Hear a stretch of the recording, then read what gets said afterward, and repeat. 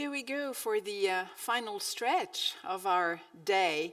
I was trying before we actually got the sound back on to invite you to come closer to the stage, because if you're widespread, it's a bit sad for us here to see, people scattered around the room. Whereas if you come closer, we feel a bit closer to our audience as well. So don't hesitate to move forward a couple of rows, particularly if you're sitting in the back. That would be nice. Thank you. We are back to Chatham House Rules sessions. So the previous two sessions were web streamed, but we're not web streamed anymore, which means also that if you would like to speak freely, not that you couldn't do it while web streamed, but it can sometimes be a little more difficult, whereas now we're back to closed door sessions, so feel free to express yourselves, and we certainly hope that you will react to our speakers' presentation in one case and discussion in any case. So we were talking yesterday about some of the infrastructures around elections, and these infrastructures must definitely be safe, they must be secure, they must be resilient, so that they also take part in this whole fair electoral system that we have been talking about. And in this session with our two speakers, we will review the key challenges that we need to address in terms of these issues. And we'll also talk about, in particular, cybersecurity risks. So please welcome Patrick Pennings, who's head of department at the Council of Europe, and Evangelos Ousounis, who's head of the Policy Development and Implementation Unit at the EU Agency for Cybersecurity. Welcome to you both. We have seen quite a few phenomena recently in terms of attacks against infrastructure, like cyber attacks. In other cases, they were physical attacks. And all these attacks were aiming at interfering with political outcomes. So what type of attacks have you witnessed, and how can we best prepare to respond or even maybe anticipate these attacks? And I will start with you then, Mr. Ousounis. Yeah, so good afternoon, ladies and gentlemen. So it's a pleasure to be with you, and I would like to thank the organizers for giving me the floor and the opportunity. Indeed, cybersecurity is an important component of all modern ICT infrastructures. So it is actually part of the question. And as the systems modernize themselves, become more ICT dependent, then we see we are more vulnerable to ICT risks and challenges. And here, when it comes to elections, we see a sector, if I can use the term, which is a little bit old-fashioned. We still use in Europe a lot of pen and papers. And however, around the election, especially the campaigns are very social media oriented and very online, using a lot the internet.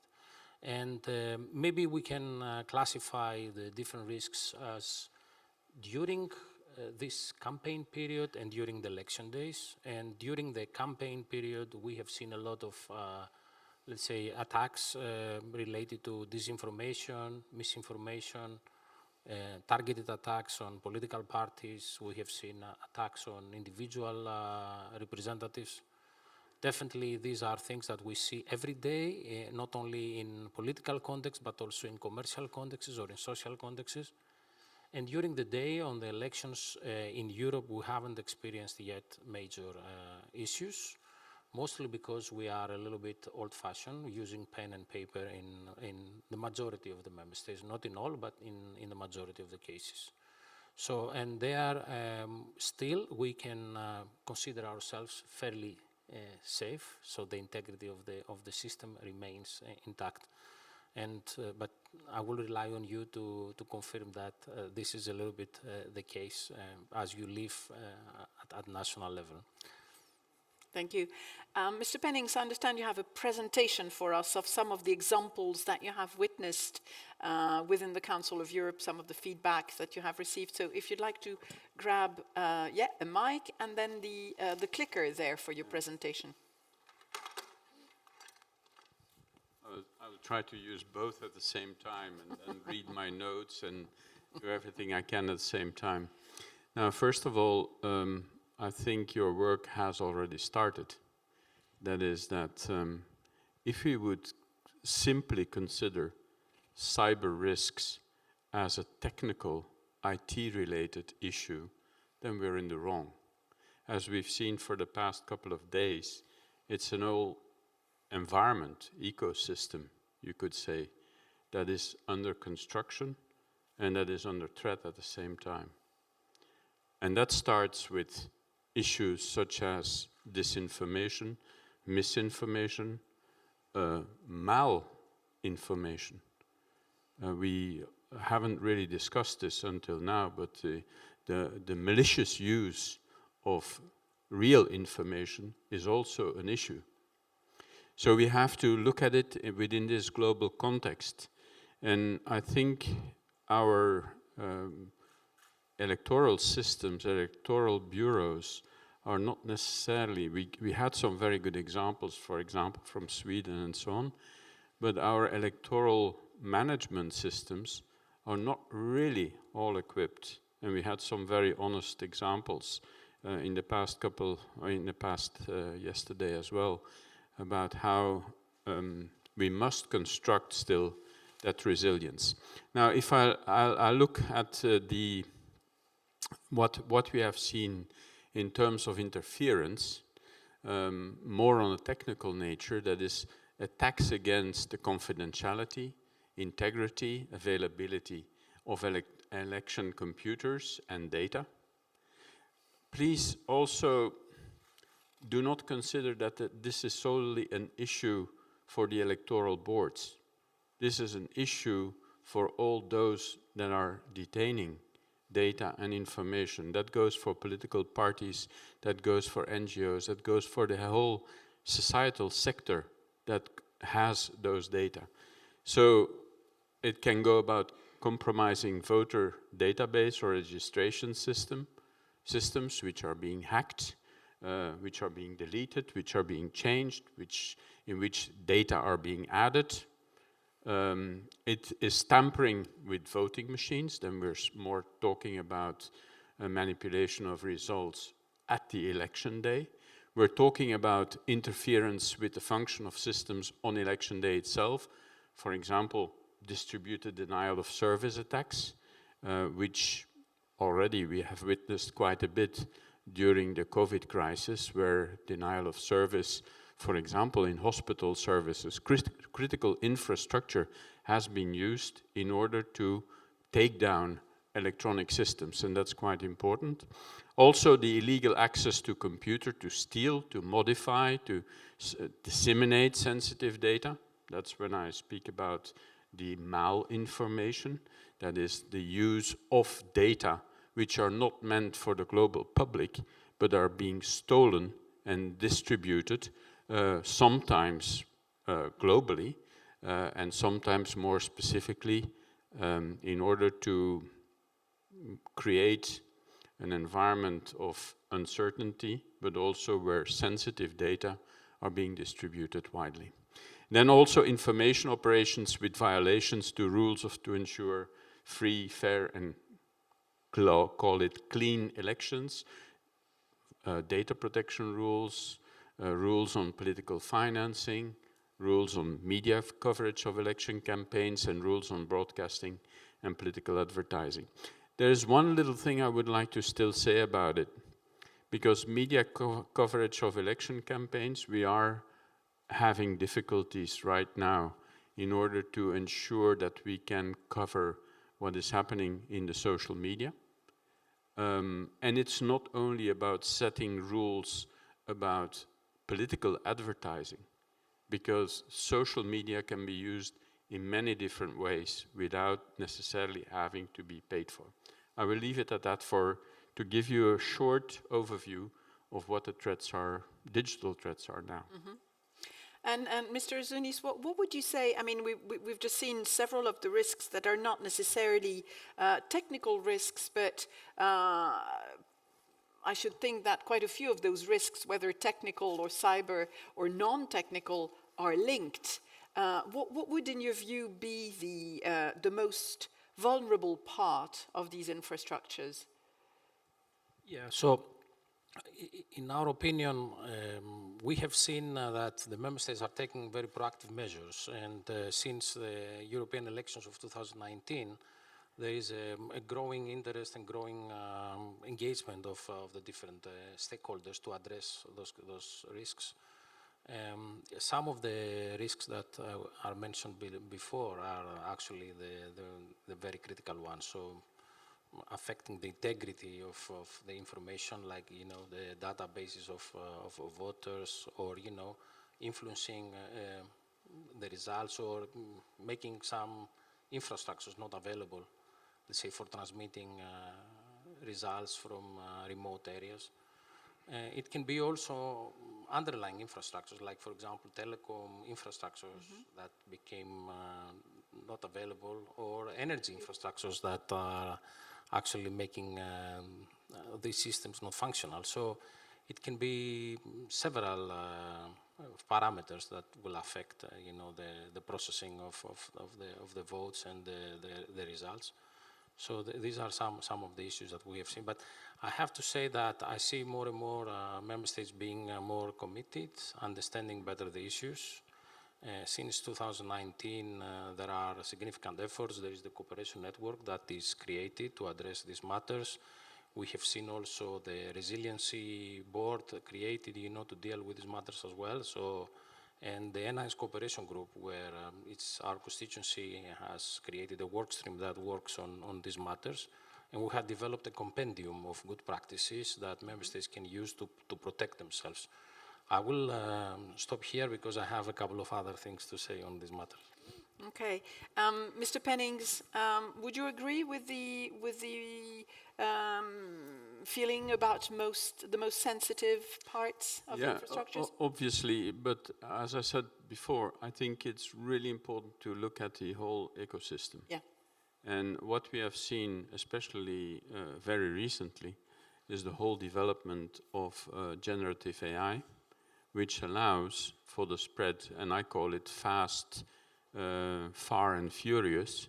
That is, we can spread information, but also disinformation very fast.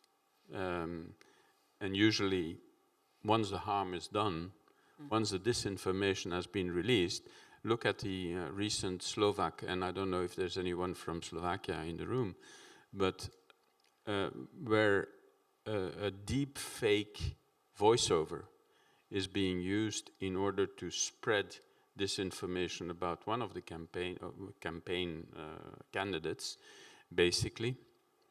When this is released very shortly before election time, this will create a moment of uncertainty.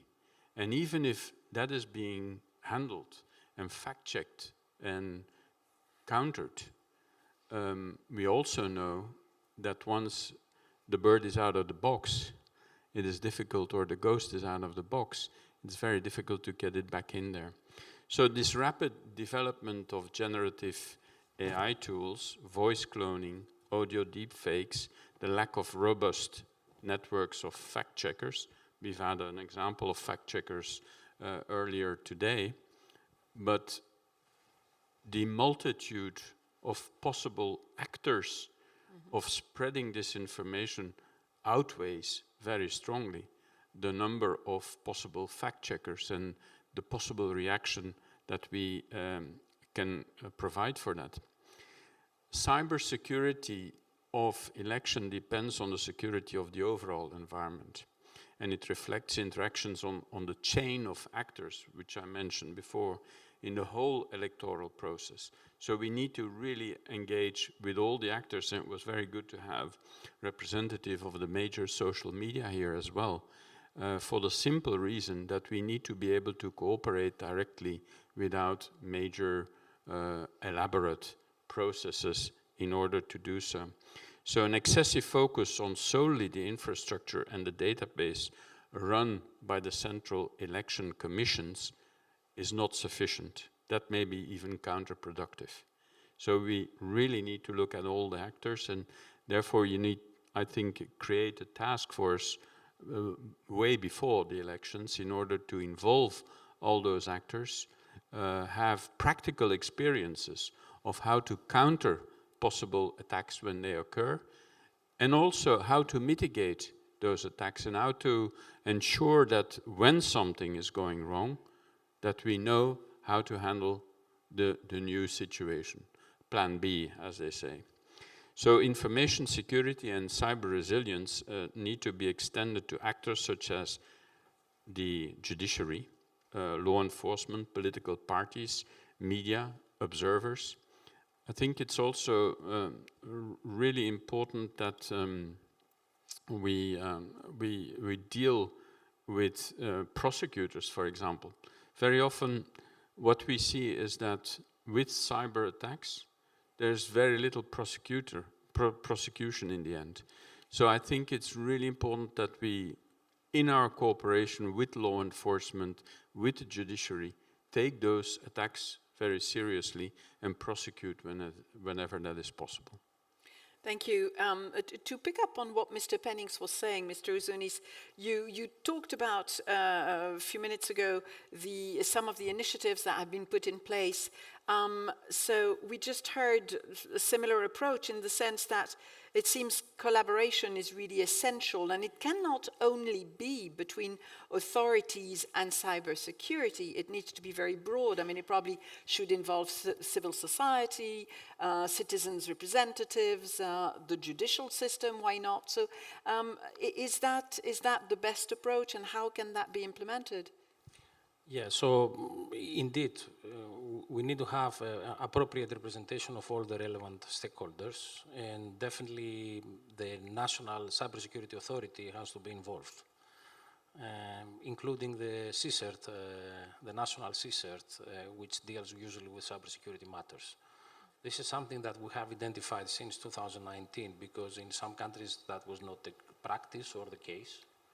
We also recommend that every member state does a proper risk assessment, risk management of the whole ecosystem, and to understand basically what can go wrong and identify the controls, the measures, the mitigating measures to be followed.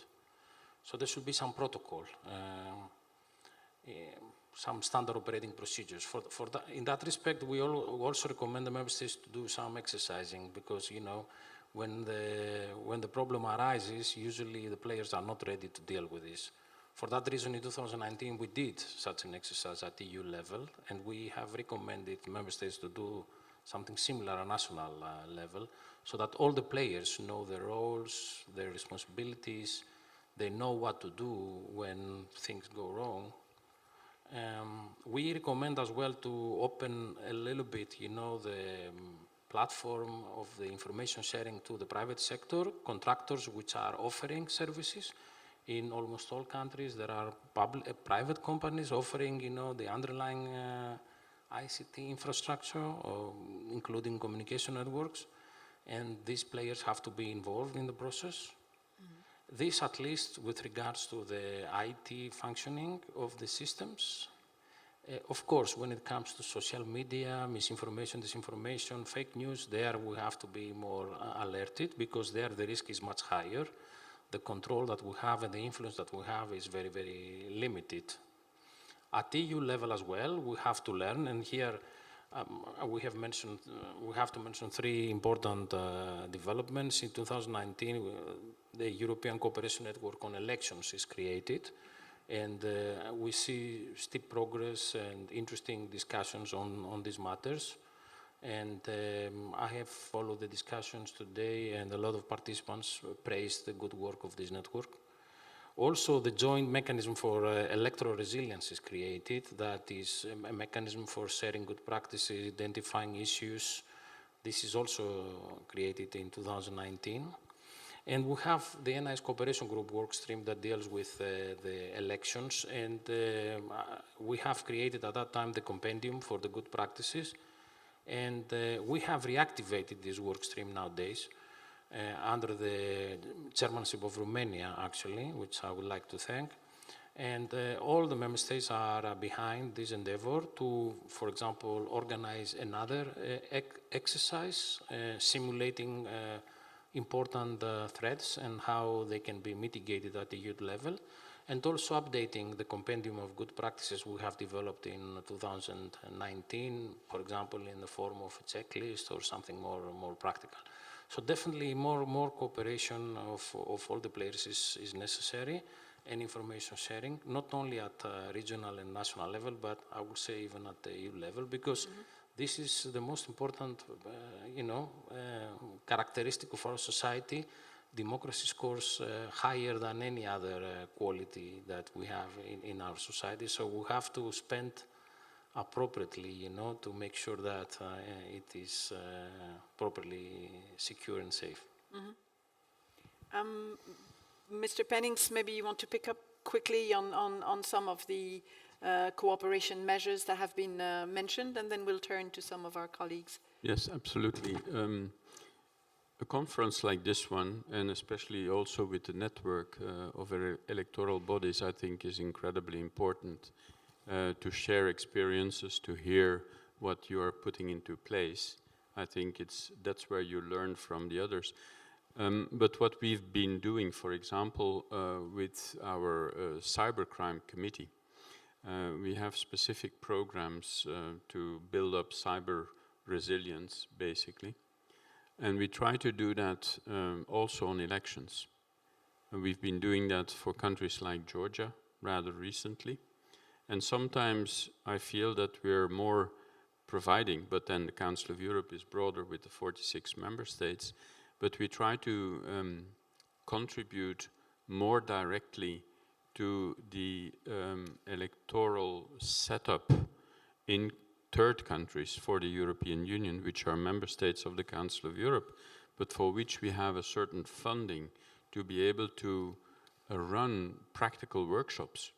That is, not only discuss in theory, but be confronted in practice with what it means, how the actors can cooperate together, and this very much hands-on experiences reveal also the let's say the items on which we need to progress, where the difficulties lie, maybe in communication amongst the different actors, may also be that we need to involve more, for example, private stakeholders in what we're doing.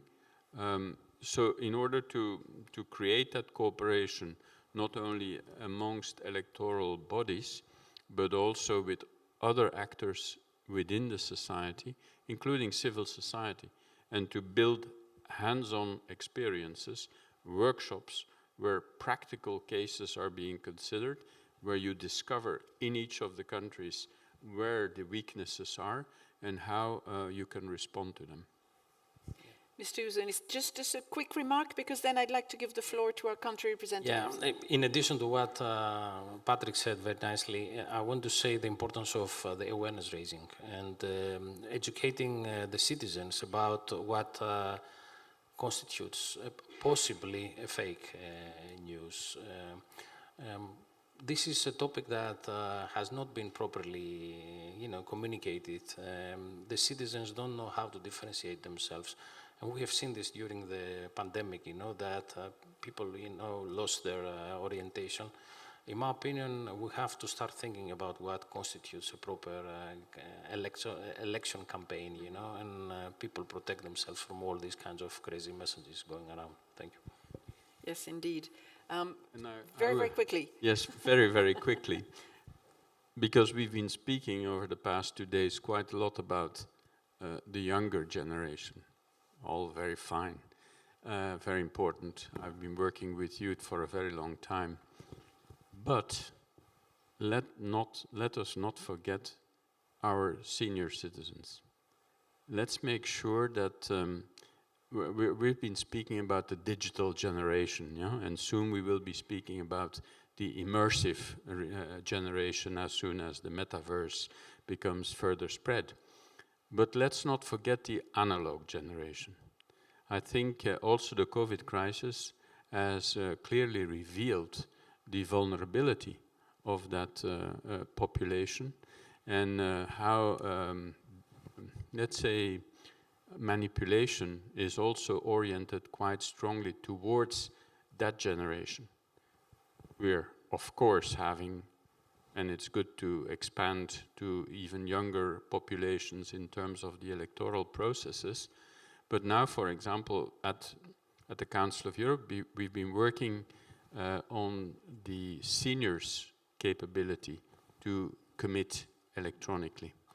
And very often, the generation, we speak about the generations until 65 or 75, and afterwards they're forgotten. But there's a whole mass of people there between 75 and 85, and we can only congratulate the development of our societies for it, but they're extremely vulnerable as well, and they're voters as well. They're part of the electorate. Indeed, and we can definitely come back to that point further on in our debate if you'd like, but I would like to give the floor to some of our country representatives, some of the members of the European Cooperation Network on Elections, and welcoming first our colleague from Romania.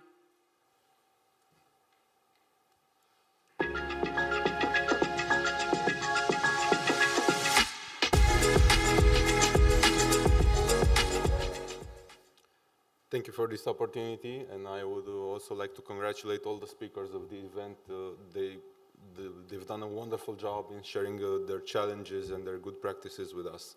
And about challenges, I want to speak to you today because I want to present some of the answers of the Romanian electoral administration towards the expectations of voters and both to modern tendencies. I'm going to merely scrape the surface regarding some computer systems and that ensure resilience and about the measures that we instated in order to prevent them from attacks, to ensure their cybersecurity. First of all, the electoral register, based on which we develop the voter list, is completely digitized right now. There is a clear access with credentials automatically sent by the Permanent Electoral Authority for the operators that update the voters' data in the system. But the most important infrastructure was developed by the Permanent Electoral Authority of Romania with the Special Telecommunications Services of Romania. And that's the system for indexing voting turnout and preventing illegal vote. It's actually a widespread system engaged in every precinct that prevents illegal voting and also helps the tabulation process. How is that happening? Every time a voter comes to a polling station to vote, he is checked by the computer operator in order to see if he has the right to vote, if he's in the right polling station, or if he already voted in that day. This ensures the resilience and the integrity of the electoral process. The resilience of the system is assured by a highly technical body that operates it, and that's the two legal entities that I've been talking about. Also, in order to operate the system, every voter can be a computer operator, but he must undergo a series of tests and a series of learning procedures.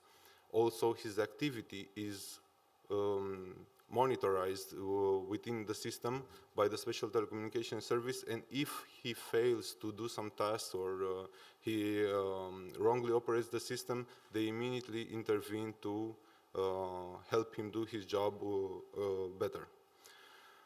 Moreover, with the tabulation process, it's still paperback. Paperback, for now, is the most resilient tabulation process we have.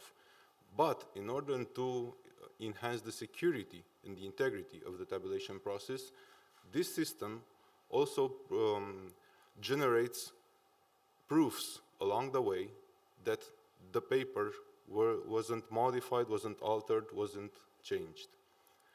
And this also helps building trust in the electoral system. With regards to allocating mandates, the Permanent Electoral Authority developed a series of applications that help transform the results, help calculate the mandates each electoral competitor would receive based on the results of the votes. And these applications are certified both by other state bodies, and electoral competitors have the right to assign IT specialists to verify themselves that these applications are truly integral. Moreover, continuing the process of automatization in the electoral process, this year the Permanent Electoral Authority has implemented a project funded by the European Social Fund. Among other activities of the project, we are developing 3 applications that will contribute to the electoral integrity and resilience of our system. First of all, we are developing an e-learning app for electoral officials. Instead of waiting for authorities to organize learning sessions, they can freely update themselves with, by accessing the application. The next app will regards an evaluation system for the electoral officials. Both other electoral officials and voters can evaluate the activity of the officials of the polling precinct they voted in, and where there were mishaps, the first step will engage in e-learning procedures for the electoral officials that didn't receive a good ranking. And the third app of this European funded project regards a first important step in digitizing the political financing control processes. It's an application that will help both political parties and competitors to send data and documents to the Permanent Electoral Authority completely online, and the specialists of the Permanent Electoral Authority to verify these documents remotely. In the near future, the plan is to completely transform this process from paper back to an online system. Thank you. Thank you very much for sharing your experience. I'd like to invite now our colleague from Lithuania.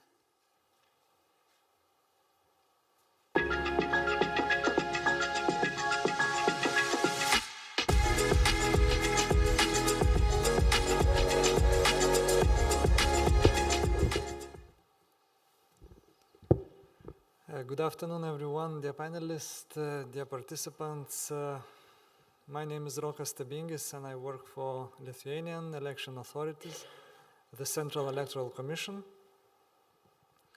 And my intervention today is addressing the resilience and cybersecurity risks of election-related infrastructure. Election-related infrastructure is deemed to be a critical infrastructure under the Lithuanian law, and therefore the highest cybersecurity standards are applied to protect it. The CEC owns the election-related information system and is responsible for its update, modernization, and security. The CEC information system includes modules for election administration, such as electronic voter lists, constituency management tool, electronic nomination documents, signatures to support nomination of candidates, e-training, and other modules, including on political and campaign financing. Thus, it's very important to have the information system up and running before and during the election. The cybersecurity of election-related infrastructure is ensured in accordance with the CEC cybersecurity management policy to ensure protection of the information system against potential cyber incidents and the threat of information loss, as well as to ensure that cyber incidents are investigated and resolved in a timely manner, to ensure the implementation of appropriate cybersecurity management tools, to ensure the necessary competence of the CC employees in the field of cybersecurity, and to ensure compliance with the requirements of legal acts and standards of the Republic of Lithuania. In the field of cybersecurity, the CC closely cooperates and coordinates with the National Cybersecurity Center to increase security and resilience in this field. And the National Cybersecurity Center under the Ministry of National Defense is the main Lithuanian cybersecurity institution responsible for unified management of cybersecurity incidents, as well as monitoring and control of the implementation of cybersecurity requirements. It works in partnership with ENISA, European Union Agency for Cybersecurity, and the CC to ensure the cybersecurity protection for the election-related infrastructure. And recently we will be having an exercise together with ENISA. And the National Cybersecurity Center monitors the traffic in the election-related infrastructure. The CC monthly reports to the center about the cybersecurity incidents. Joint exercises and trainings are regularly carried out to test the information system and educate users about cybersecurity threats. The National Cybersecurity Center performs penetration testing and load testing before every elections. For example, in 2020, the center presented the report on 2020 parliamentary elections. This report is available on their website, and in 2020, it carried out intensive round-the-clock monitoring of the cyberspace and the CC information system. The main focus was on election-related information infrastructure, security of political parties' websites, and state information resources. So what cybersecurity measures are used to protect election-related infrastructure? DDoS protection. It's a Cloudflare's solution is used, which has one of the best options for protecting information system from DDoS attacks. Web application firewall.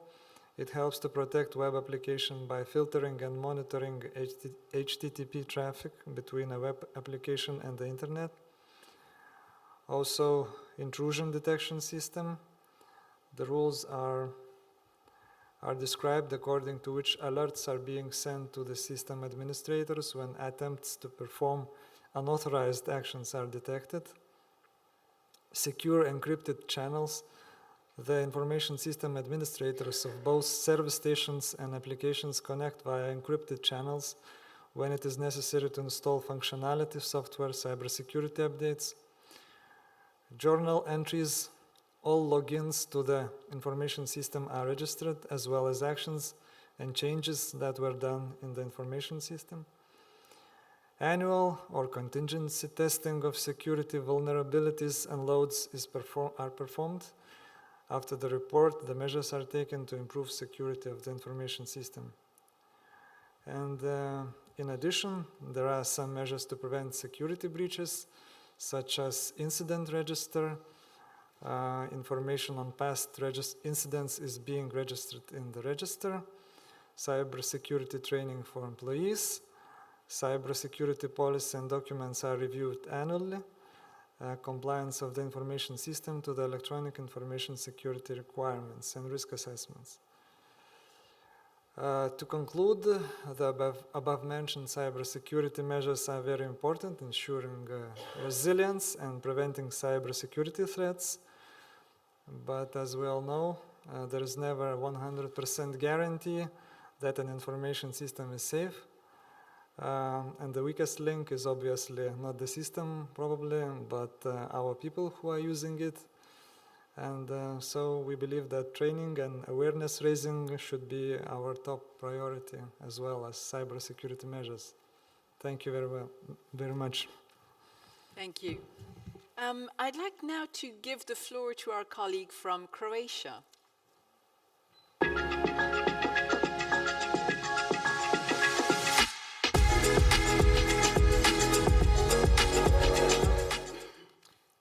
name is Dražen Kompandek, and I'm a member of the State Electoral Commission of the Republic of Croatia.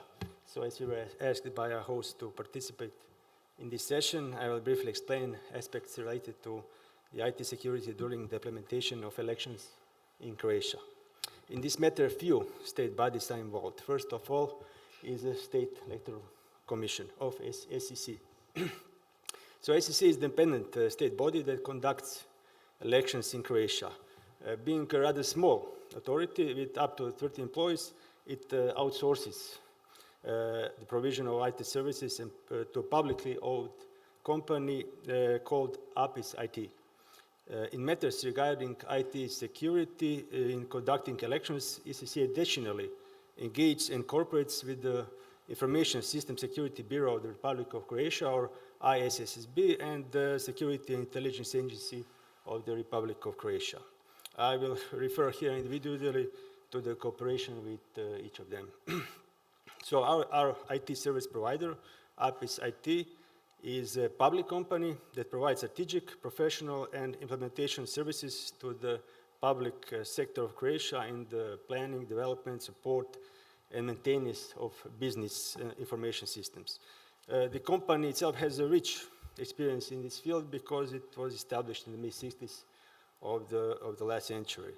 Under our instructions, APIS IT has developed a set of IT systems and applications supporting the process of conducting elections in the Republic of Croatia. Also, more election infrastructure, including election applications, the election data are stored in their facilities. So as our IT service provider, APIS IT continuously works to maintain, improve, and preserve IT security during election, for which the company under instruction of SEC has been successfully providing IT support for many years now. So what are the measures they undertake? In order to ensure maximum security and reliability, all infrastructure components, of course software and hardware which are used for elections, are regularly updated to the new versions. And in its work, our IT service provider relies on time-tested software architecture and frameworks. When working on elections, they use proven methodologies and established industry standards, ensuring that their solutions are efficient, enough robust, and scalable.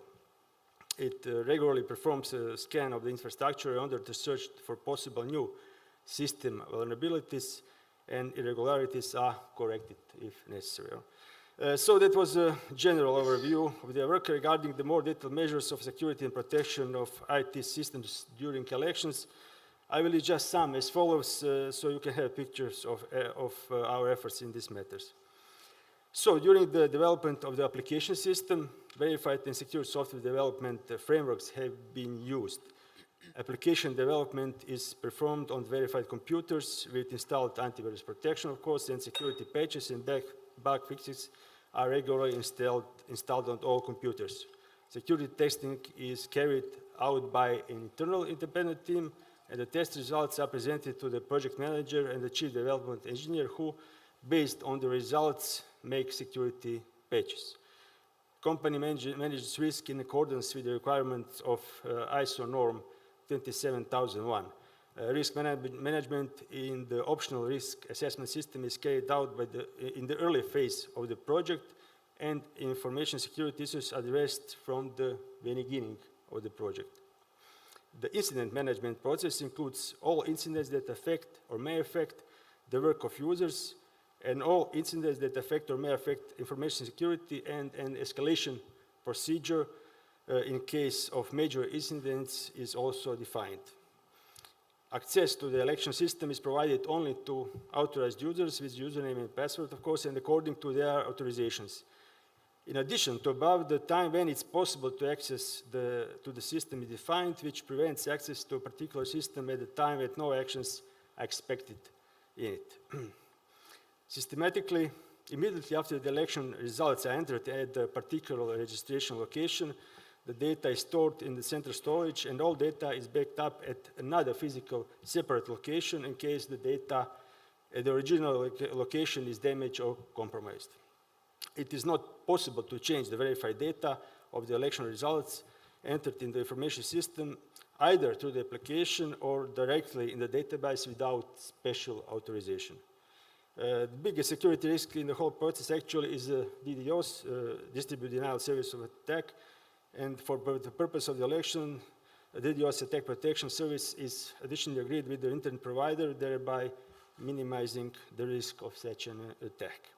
And I carry on with the list, but due to the lack of time, I will not list all the measures that have been taken as part of the cooperation with APSIT, but there is the need for collaboration. I'm available, of course. The next body with which the State Election Commission cooperates is the Information System Security Bureau, or ISSB. ISSB is the central state authority responsible for technical areas of information security of the Republic of Croatia state bodies, whole state bodies. The ISSB supports the SAC in implementing cyber protection measures through a series of activities that include conducting additional penetration testing of information system services and applications that are publicly available during implementation of elections, active cooperation with institutions and organizations in charge of prevention and response to computer service security incidents and other stakeholders important for cyber security in Croatia. A proactive approach was particularly emphasized in order to guide timely information about potential malicious campaigns that could negatively affect the conduct of elections. And finally, it includes active cooperation with the competent organization that provides IT services and infrastructure for the implementation of elections for the purpose of protection at the network and application level, as well as availability and redundancy. Third, final body involved in the entire procedure is Security Intelligence Agency of the Republic of Croatia. Within the agency, the so-called SCOUT system was developed. It is a system for detection, early warning and protection against state-sponsored cyber attacks, advanced persistent threat campaigns, and other cyber threats. Our IT service provider, APSIT, is included in the protection of the SCOUT system, and from that side, additional security of the IT system used in the implementation of election is provided. So this was an overview of Croatian experience in ensuring IT security. And I hope this presentation was enough informative to you, and maybe it could help you in your line of work. Thank you very much for your attention.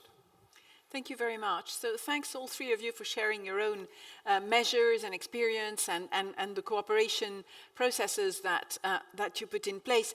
I'd like now to open the floor to questions or comments maybe, or if anybody would like to share their own experience, either in relation to the discussion that we had earlier on, particularly maybe regarding cooperations, or reactions to the three examples that we have just heard. So anybody in the room? No? Yes, please. The lady there, yes. Hi, I'm Mary Claire O'Sullivan from the Irish Electoral Commission. I suppose just thinking about the last couple of days when some of this about going online and digital and so on is discussed, it seems to be sort of encouraging of youth participation and so on. But at the same time, it seems to increase security risk and so on. So we'll say in Ireland, you know, we still use, as you mentioned, pen and paper for voting. I'm just wondering how other countries, or what kind of advice would the panelists give in terms of making decisions as to whether it's worth bringing certain processes online, or, you know, in terms of inclusion or democratic participation, or what criteria you decide, no, you're increasing the risk too much, and actually on a cost-benefit balance, it's just not worth it. I'd just be interested in some views on that. Mr. Urzounis, would you like to start on this particular question? Yeah, I think my suggestion is to increase the awareness raising and speak openly about the challenges, you know. And there are good practices, and we see that the threat landscape of disinformation, misinformation, malinformation is increasing, and is going to increase even more, I think.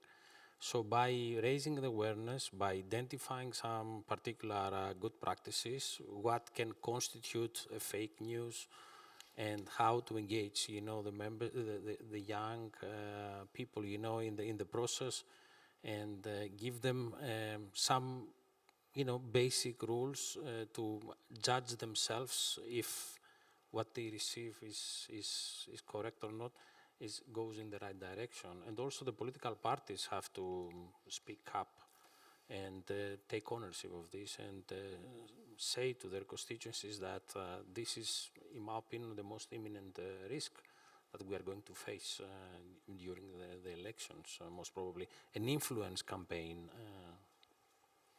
Mr. Pennings. Well, also, I think we started discussing this also in the previous sessions. I think we need to ensure that the digitalization of our society, which is a fact, which is increasingly the case, that our governmental services, including election possibilities, are not lagging behind. And it goes hand in hand with when we're saying we're going to reach out to a younger generation. We also know that this younger generation is probably more advanced when it comes to digital awareness. At the same time, and the use of digital tools. So we need to be able, as a society, I think, develop together with those societal development. I quoted Spider-Man this morning saying, society has changed, we need to change as well, right?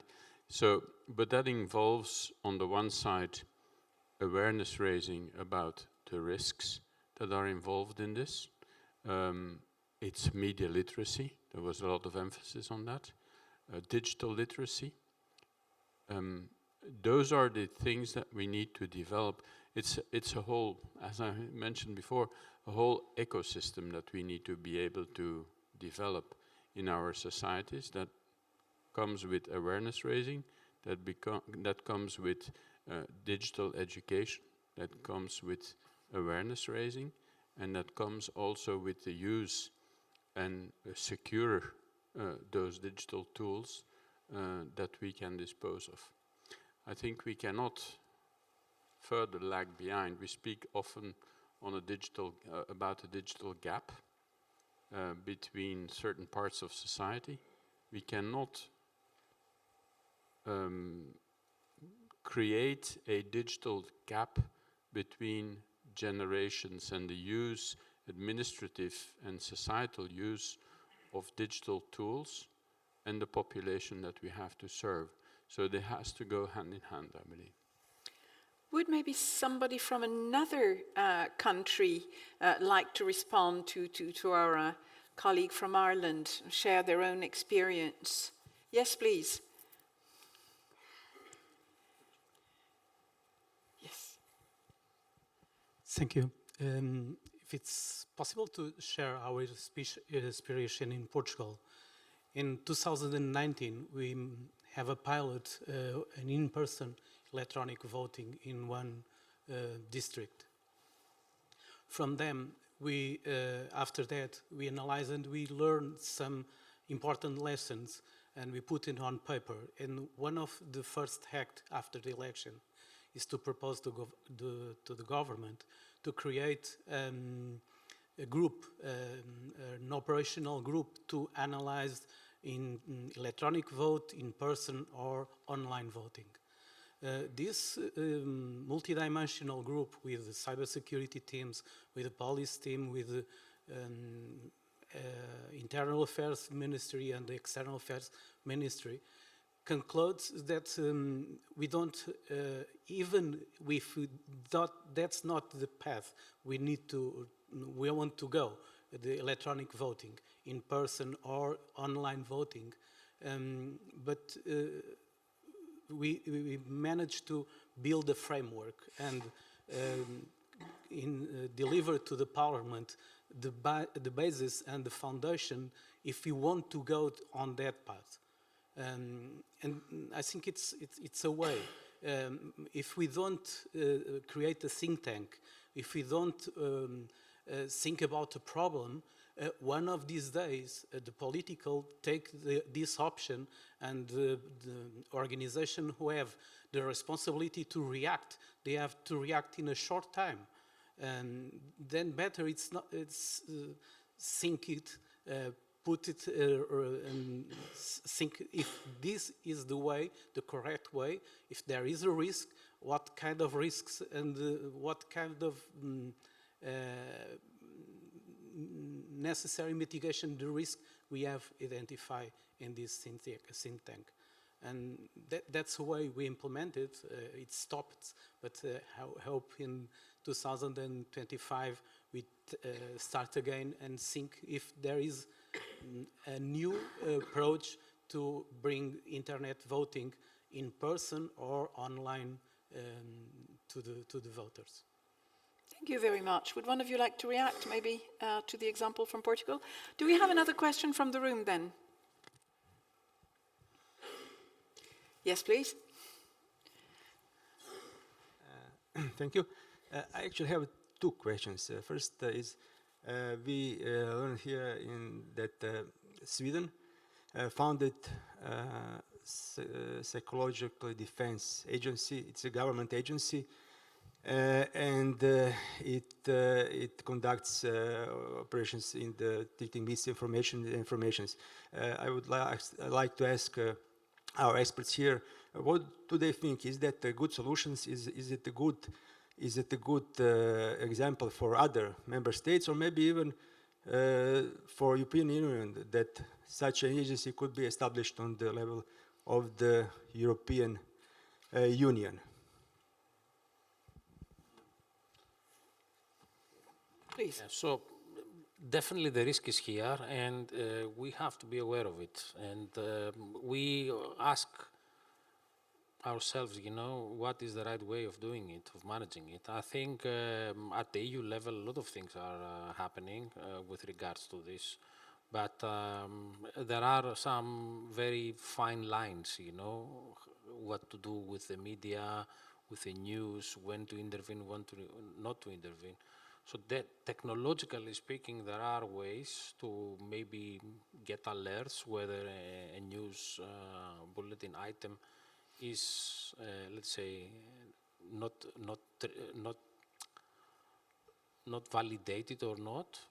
So we recommend the member states to develop some structures, but not necessarily an independent organization. This can be, for example, part of the National Cybersecurity Authority that deals with cybersecurity risks, and that can be a particular risk. I think it's, I love the example that Sweden has given this morning, but I'm always a little bit wary of exporting models from one society to another, because you have other mechanisms already in place. Ireland gave us a full rundown of how the electoral law has been reformed. So that is a system that we have to take into account. And Sweden is not Croatia, and Croatia is not Portugal or Lithuania. So I think it's important that we look at the, again, I'll use that word of ecosystem that is already in place, legislation that is already in place and in practice, and which are the traditions, both cultural but also administrative traditions on dealing with certain issues. And your network of electoral boards bringing and sharing that expertise probably leads towards a more or less common understanding of what you can put in place in your different countries, and you shared those experiences quite extensively. I think it's important to build on those, to be able to say, this is the way we think, and maybe at some point at the European Union level, to go ahead and create such a system for all countries. At the level of the Council of Europe, we're more cautious in a way, in a sense that we're an intergovernmental institution and attach a lot of importance on how our member states deal with it within their own context. Thank you. We have about 1 minute left, so I'd like to invite both of you to, in really 3-4 words, give us maybe a wish list or what would be your biggest wish to try and make these electoral infrastructures safe? What would be the first thing that you would look at? Mr. Pennings? I would say involve all actors. The electoral board has a specific place in that, but can also be a generator of cohesion. And I think that generator role, hands-on, needs to be tested before elections take place. Mr. Ozonis? Yeah, I will recommend basically three things. Do a proper risk assessment and identify what can go wrong. Develop the appropriate controls, the mitigating controls by engaging all the partners. And third, simulate possible incidents and make yourself sure that you can deal with a possible crisis. Thank you very, very much for joining me this afternoon and for sharing your knowledge and experience with our audience. Thank you.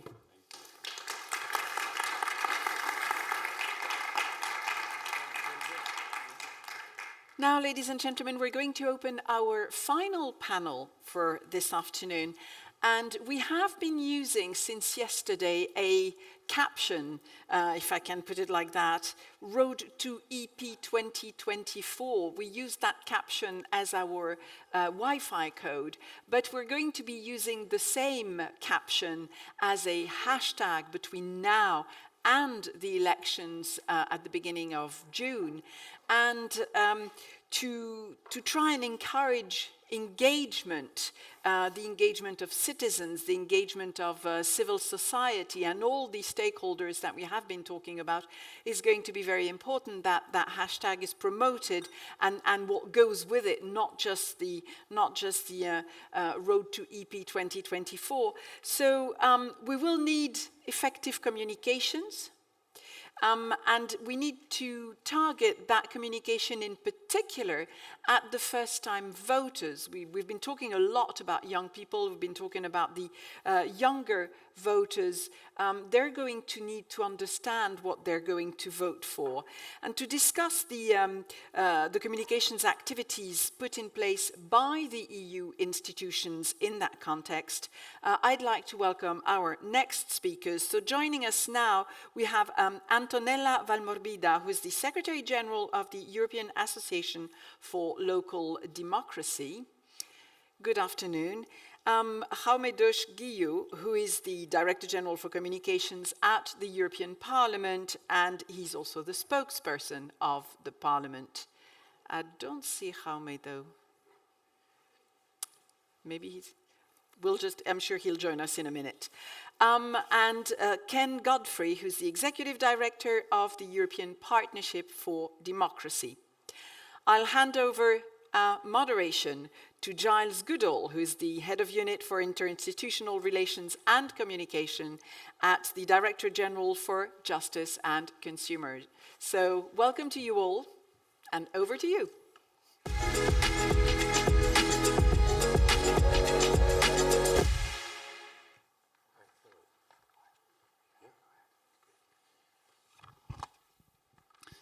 Thank you very much, Florence, and a warm welcome to this final panel and final session of the event today. And as you heard, we're concentrating on communication, how to use effective communication to engage citizens, to increase voter turnout, and all of this with a view to next year's elections, of course.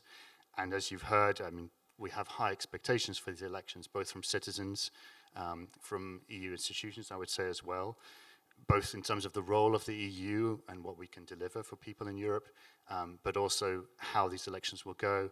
Will we be able to maintain the big increase in turnout last time in 2019? We had an increase to 50%, 8 percentage points up from the previous elections, and I think it was the highest for 25 years, pretty impressive, and even more impressive in the youth turnout, which reached 42%, and that was something like a 50% increase from the previous elections. Still, of course, room for improvement there, nevertheless.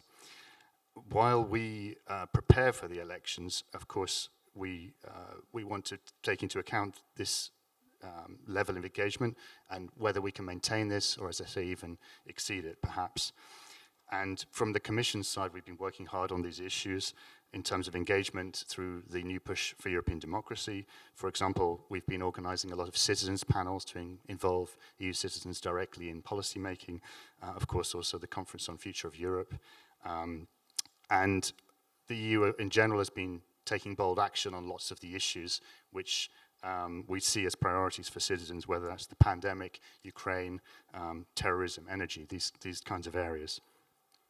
So we want to discuss today how best to communicate to citizens, in particular young voters, so focusing a bit more on that group to make sure they're engaged, that they turn out to vote next June. And we're not going to be discussing so much policy development here, but rather good practices, also exchanging good practices among colleagues from different member states. So I'd like to kick off by opening the discussion with Mr. Jean-Méduc. Good afternoon. And I'd like to ask you if you could tell us a bit more about the strategies you consider most effective in mobilizing voters, and perhaps also the aspect of young voters, the particular focus, and thinking also of technologies. How can we improve messaging to promote voter participation? Okay, I will try. First of all, thank you very much, of course, for inviting me. Sorry I arrived a little bit late, but I'm here and very happy to join. Also, thanks for organizing this kind of event and about the efforts that you are doing already since quite a while in helping both the Parliament and European society in mobilizing ahead of the next European elections. The figures that you mentioned are important. And sometimes we would need to repeat ourselves the fact that in 2019 there was 20% more people participating in European elections compared with 2014, so 9 points more from 42 to 51, but this means 20% more people, not just in a couple of countries. In, I think, 21 countries, there was an increase of participation, and it's true, and I think that this is maybe the most important thing or the most important element, that this increase in participation was driven by young people. There was 40% more participation from young people than in 2014. Of course, we still need to, let's say, to go on with more efforts, because 42% of young voters is still less than 50, it's less than the majority. But, I mean, the trend in 2019 was a positive one. Of course, there is a strategy, or I would say there are several strategies now on how to help people to mobilize for the next European elections. In this case, not just young people, but in general. I would say maybe that there are, in my opinion, 3 elements what are important. The first is to focus on what we call the low-hanging fruit. So we're trying to target those people that in many cases, for example, in surveys, will always tell you, yes, of course I will vote. And then the day of the elections, they don't do that because they are busy, or because they are lazy, or because it's sunny, or because it rains, or because there is a family appointment, or because many other reasons. There are always, let's say, good or bad good reasons for not voting. And these people, it's quite a lot of people at the end of the day. If you go to the last Eurobarometer, for example, the spring Eurobarometer, 67% of people tells you now, if the elections would take place next week, of course I would vote. 67%. In 2018, so 5 years before, it was 58, 59% of people who said, of course I would vote. And then 50.6 voted, but there was a 7, 8, 9% of people who didn't, who didn't, at the end of the day, didn't accomplish what they were promising. So this is, in our opinion, the first important element, to try to address those people that are interested in voting, but forget, for any reasons, forget to vote. The second is that we cannot try to do this alone. And when I say we, it's not just the European Parliament, it's the European institutions. Of course, we can do many things, in some cases with an extra budget. Now there are many techniques that help us to be in contact with citizens. This was impossible 10, 15, 20 years ago. Now it's possible, so we should do that, we will do that, but we cannot think that this is only our responsibility, or that we alone, we are going to be able to mobilize people or even to inform 400 million citizens who have the right to vote, or will have the right to vote in a couple of months. So this is something to be shared with many others, and many others being, first of all, the political parties and the candidates, of course. I would say that they bear the main responsibility. It's also about the national governments, regional, local authorities, civil society, individuals, companies. I mean, you can go very, very far in creating different circles of people or of sections of society that can help you, sometimes with better outreach, because they can get in contact with sections of society that are almost impossible to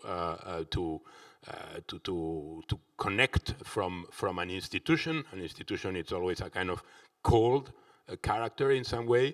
Second, cost efficiency. This means that you will multiply the result, the added value of the efforts that you will be doing during the last months and weeks before the European elections.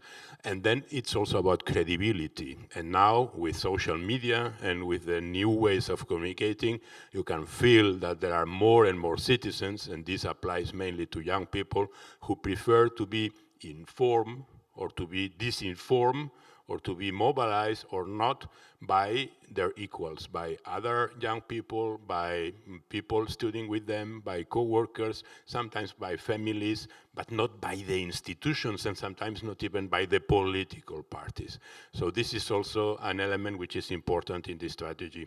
And in the case of young people, particularly, I would say, of course, now the challenge is how to address people who are not even young, who are teenagers, who are 15 years old today, and we have the possibility to vote in at least 5 member states in a couple of months. How to address these people in terms of content, what are the topics or the kind of messages that they would like to receive or they would be interested in receive, and then through which kind of channels, because this cannot be, let's say, the traditional media, and not even, I would say, some traditional social media platforms, if I can call them like that. But it can be perfectly possible. Look to what happened in Poland last Sunday. Those who really mobilized were the youngest generations. They moved from around, I mean, maybe this is not the exact figure, but more or less they moved from 35% of participation in the previous elections to 72%. So if more than double of young people in Poland voted. Why? Because they understood that there was an important moment for them, and that maybe these elections could make a real impact, for good or for bad, in their lives. Thank you very much, Jaime. And we're going to turn to our next panelist, Antonella Valmovida, Secretary General of the European Association of Local Democracy. And I think from your point of view, we'd also be very interested to hear how you see the role of grassroots actors. And Jaime was mentioning some of the partnerships that we can organize. How about the grassroots, and how can they support participation? And I'd ask, if you can speak with for about 5 minutes. We're going to try and keep to time for the session. Thanks. Thank you very much. I'll try to add some of the elements. We heard a lot of very good examples today, and it's great for me to have the privilege also to speak to the member states and their representatives. ALDA works with local governments and with civil society groups, also with the support of, in particular, of the program SERVE. And we have the privilege to go to these European citizens in every corner of our member states, and we really share the fact that that is going to be a crucial elections, and we want to definitely make sure that all Europeans can take the floor and raise the voice that they have on this crucial momentum. I would say that how do we increase the turnout, and from our point of view? One of the things that I would like to say, to start as early as possible and to mobilize citizens. It's not the week before, it's not the month before, but this is really on a rolling basis. I mean, to create attention towards Europe. It doesn't start at the European Parliament election, but this is something which is on a rolling basis, as I said, and we need to do that during all 4 years. We mentioned also the fact that we must have accessibilities and to understand. So accessibility is not only, of course, make the buildings or make the system and the infrastructure, as we mentioned before, available, but really accessibility is also education and understanding what are the situations at stake and how we can influence the political levels at the European level. And accessibility is to explain and decode. There was a project a while ago that was decoding Europe and why this is important. Europe for European citizens, it's not only infrastructure, but it's a way to deliver solutions. So when you are talking to citizens and we want to raise their attention on this important momentum, we don't have to speak about only the institution. We need to explain how it's going to deliver in their life. Grassroots organizations are very important because whatever the European Commission does, it will not go everywhere. So we need grassroots organization and multipliers. And ALDA does a lot of these things. We have, for example, with a program with the European Parliament and with the program SERVE, what we call regranting schemes. So we are regranting other organizations disseminated that will be able to inform about the elections in many places. So through also the process of training of trainers, which is well known in the awareness and training capacity building environment.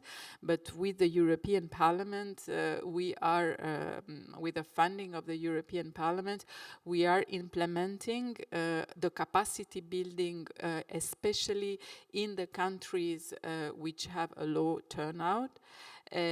We are creating the capacities of what Jaume said, of those peers that will be able to explain in every corner of Europe, especially in those countries, how to do that.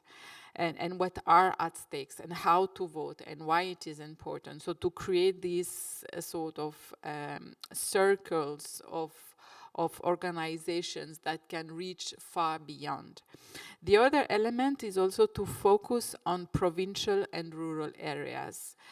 We raised this issue also during the Civil Society Days in 2023 in spring, which are also the areas which have less information and which are also usually more Eurosceptics. So we can also have a focus on that. Of course, we would like to work with local governments. We have the chance to have in the room representative of member states, and we can consider local governments our partners, working with mayors, working with councillors that will organize information, that will raise the attention on the European Parliament elections, and they are our partners.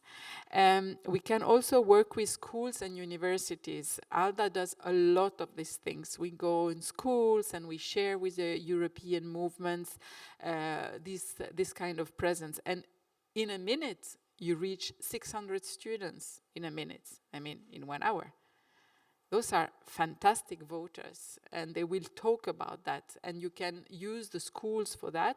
But for us as CSOs, it's very difficult to enter the school like this. You have to rely on goodwill of teachers, but if member states are mobilizing the schools and universities via the ministries, that will be very, very important. One of the question was about technologies. Of course, technologies will help a lot. For example, we need to engage with influencers, for example.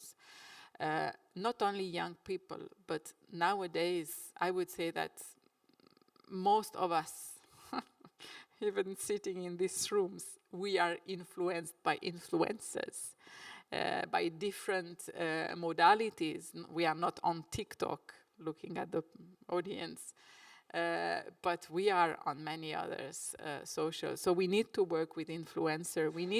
Nowadays I see very much people working on WhatsApp channels.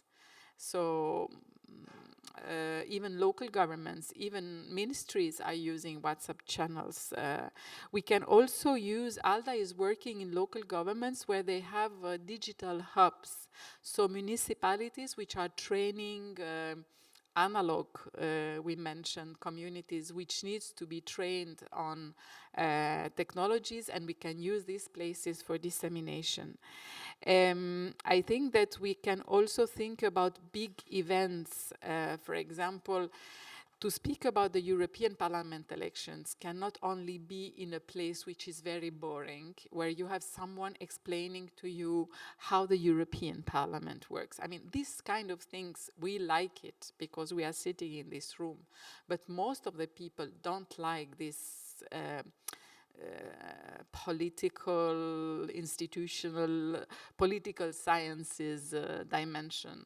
But if you have, and I know, for example, that the city of Marseille organizes this kind of things, you have a concert, and you have a concert dedicated to the European Parliament election, this momentum, it's 10,000 people mobilized. So I think that one of the things that we should have to think is to get out of the boring places. We need to be cool, and we need to explain these kind of things for what they are. I'm not saying to simplify, but to use other channels. I conclude by saying that the member states need to find their partners, as the European Commission does. We need to find our multipliers. We need to find, for example, networks of volunteers, networks of young people, because I think that you can hook the people not by talking about how fun is the European Parliament. You need to talk about topics, environment. You need to talk about young people are very mobilized on the environmental issues. So first to talk about topics which are interesting. And then you connecting to the European Parliament election and saying why these elections will bring you there. One thing which I wanted to say about how to help the people to vote. For example, I saw in a recent local elections, where we also had the wish to increase turnout in these local elections, we organized in some municipalities to help people to go to vote. So elderly people, or checking their ballots, la cartella elettorale, this bulletin, if this is valid or not. And to have almost an assistant for people going to vote, and that can be done by volunteering, that can be done by networks. So as we said, that can change the sentiment, and that can really be very effective. How can we be attractive for new voters? This Z generation, not in Russian terms, but because Z now is a bit confusing. But this new generation, two things, 16, 18, 19 years old. Two things. One, they need to understand that this delivers. They need to, that it is important. They will ask you, why is it important for us to go? Why does that change my life? And we need to be able to explain that Europe delivers. And once again, what is the European Parliament delivering to them? And the second thing is to explain to them how to do that. Yeah, so really clear instructions about how to do that. Very, very last point. We work with local governments a lot, ALDA as civil society and local government as members. As I said, we can organize things with local governments using instruments like town hall meetings, like participatory meetings in the local governments, and that will be more and more concrete. We are also working with the Council of Europe on participatory democracy schools that can also be used. So yes, we need to be concrete.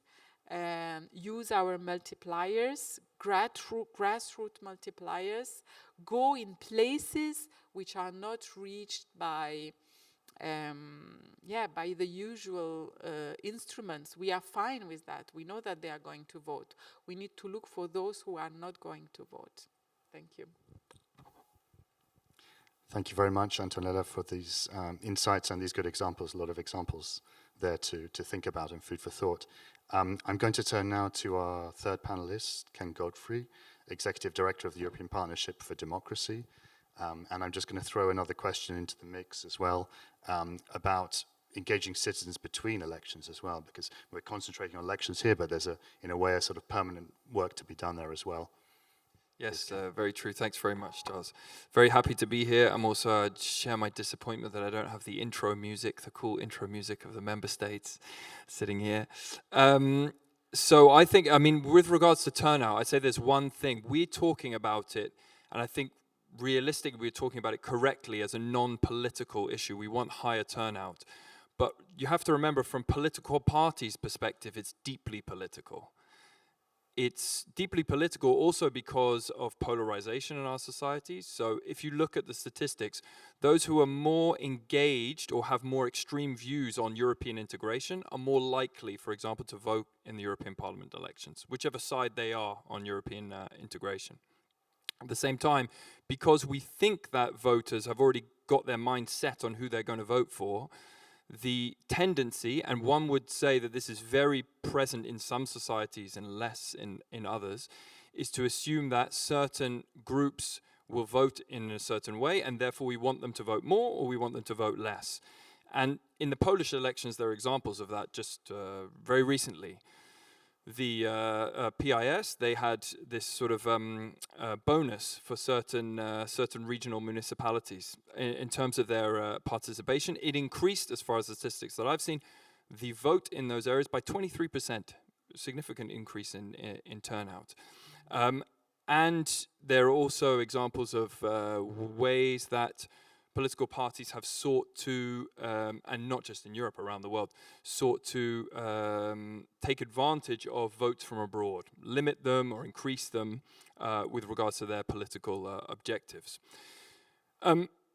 Saying that, of course, there are many challenges to turnout, and I think that there are challenges just on election day. We've noted sort of disadvantaged or marginalized groups, economically marginalized. There was a mention of studies from the University of Duisburg, for example. At the same time, there's mobile EU citizens. That's also been mentioned. This is also a significant challenge.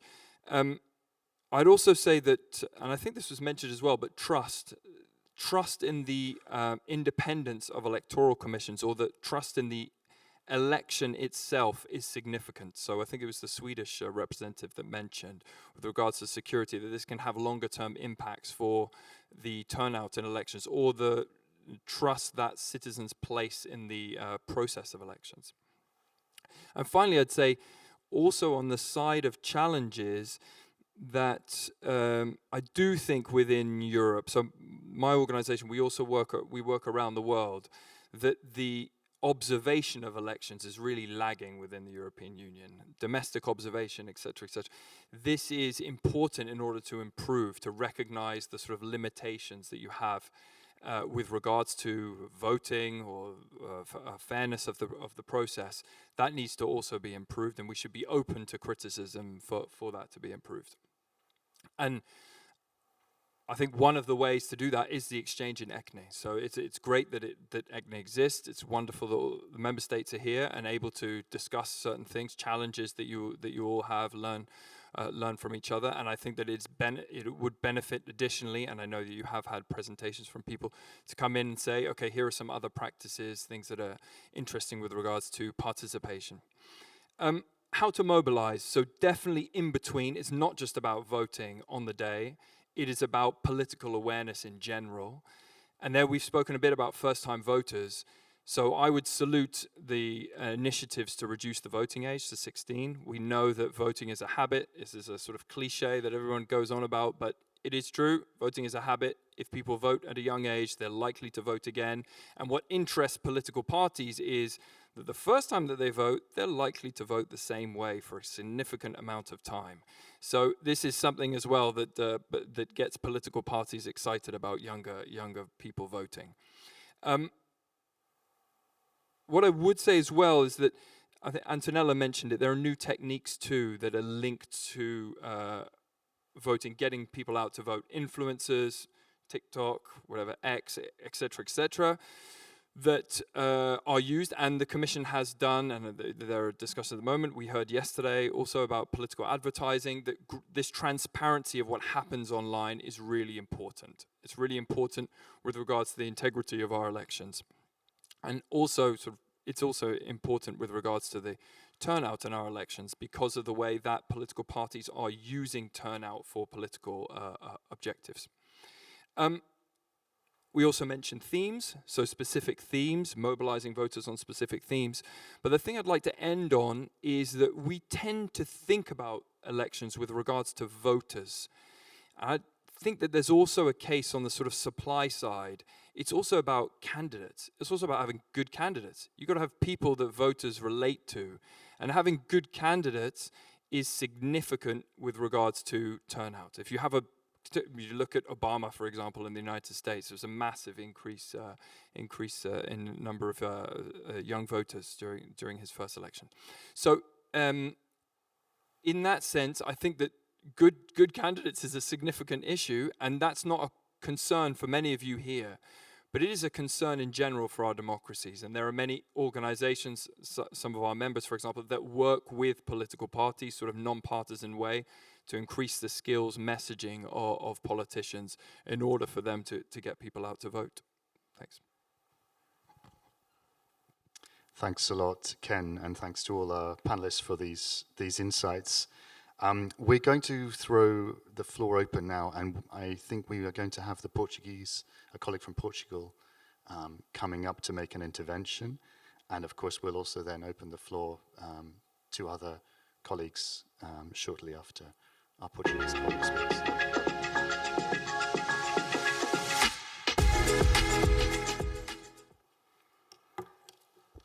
First of all, I'd like to say that I don't like to speak with people.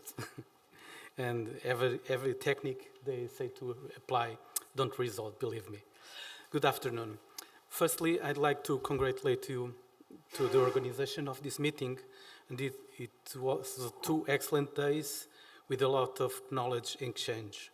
Personally, I take home new points of view, interesting approach already tested on other countries. Secondly, thank you for the invitation addressed to the Portuguese electoral administration. It's an honor to be here. And the possibility to presenting the work carried out to reduce abstention and increase elector participation. We're going to try it. Finally, I would like to apologize in advance for my English is a little bit rusty. What have we done? In Portugal, in 31 of December 2022, we are 10.9 million voters registered, which 1.6 million are registered abroad. In the election of the European Parliament between 2004 and 2019, we registered a reduction of 80% of participation. But the number of voters are remaining almost the same, 3.4 million voters in 2004 and 3.3 million voters in 2019. This was justified due to the increase of 1.2 million voters abroad, covered by automatic registration implementing in 2018. In 2019, the European Parliament election saw a turnout of 30%, the lowest turnout ever recorded on a national election held in Portugal. But how Portugal tried to reduce abstention and increase electoral participation and accessibility in the last 5 years. In 2080, changes to the electoral laws permit blinding and visually impaired voters to vote autonomous with a Braille template. Automatic voluntary registration was implemented to voters living abroad, who brings 1.2 million new voters for our registration. Also, it was implementing the possibility of early voting on mobility on Portugal on the Sunday before the election day. In 2019, for the first time, the early votings on mobility for the European election, it's the first time we apply it, we constitute 33 polling stations on the district capitals and on each island in the autonomous region of Madeira and Açores. 20,000 voters registered early voting on mobility with 69% of participation. This represents 0.4% of national voters in that election. Also, in 2019, we realized a pilot of in-person electronic voting, also carried out on the district of Évora. In this pilot, the voter can pick one of the polling stations constituted on this district, with total mobility. In 2020, early voting on mobility was extended to all municipalities. And for the first time, we use electronic electoral rolls on the polling station set up abroad. From 2020 to the end of 2022, as part of the response to the COVID-19 pandemic, an exceptional voting regime was created to voters on mandatory confinement at home and for voters living on nursing homes. In 2021, the number of early votings on mobility registration increased to 240,000 voters, and in 22 to 360,000 voters, distribute this time for 1,347 polling stations, with a participation of 91%. We represent in this election 6.7% of the voters on national representing. Remember that we start with 0.4% in this regime. From the mobility point of view, in the 2022 Parliament election, 32% of the voters voted on another municipality different than the one which they are registered. Globally, more women vote using early voting than men, with the highest participation being registered on the age group between 20 and 29 years old. And what about the future? Because the 2024 European Parliamentary election, scheduled for 9th of June, being close to the series of national and municipality holidays, in which many voters are displaced from the registration area, Portugal decided as a measure to increase participation and to reduce abstention, enable full mobility voting on election day without the need of pre-registration. This option will allow any national citizen to vote in any polling station to be set up in Portugal or abroad on election day. This is only possible during the mandatory use of the electronic electoral roll, access for computer placed in polling station, and connect to a central database using private networks and secure communication. Early voting and mobility will be reinforced with an exceptional increase to the number of registration, which could exceed 400,000 voters. For the last time, to imagine, we prepared to 1.2 million voters in this option of early voting on mobility. And what the changes to the Portuguese electoral administration? First, how to create a secure network with 27,000 computers in Portugal and abroad. Secondly, training 7,000 IT technicians for support polling station.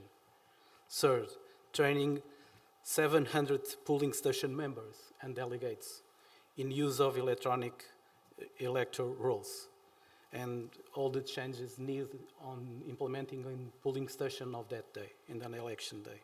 Fourth, implementing a contingency plan to support occasional access failures. Fifth, provide georeferenced real-time information to national citizens on the existing polling station, including information on voter turnout, local waiting time, and the ability to drive to the nearest or to choose a polling station by the citizen. Finally, make information about election and registration available to all voters in a multi-channel way. To support this objective, last week we enabled a new portal, a new website in Portuguese, English, and French versions. Thank you for your attention. I'm available for additional questions if you have it. Thank you for your.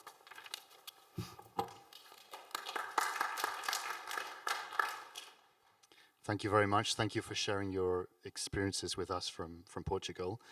And I'd like to open the floor now to other colleagues who might have questions to our speakers, to our panelists, or maybe follow-up questions on the experience we've heard from our Portuguese colleague. Who would like to take the floor?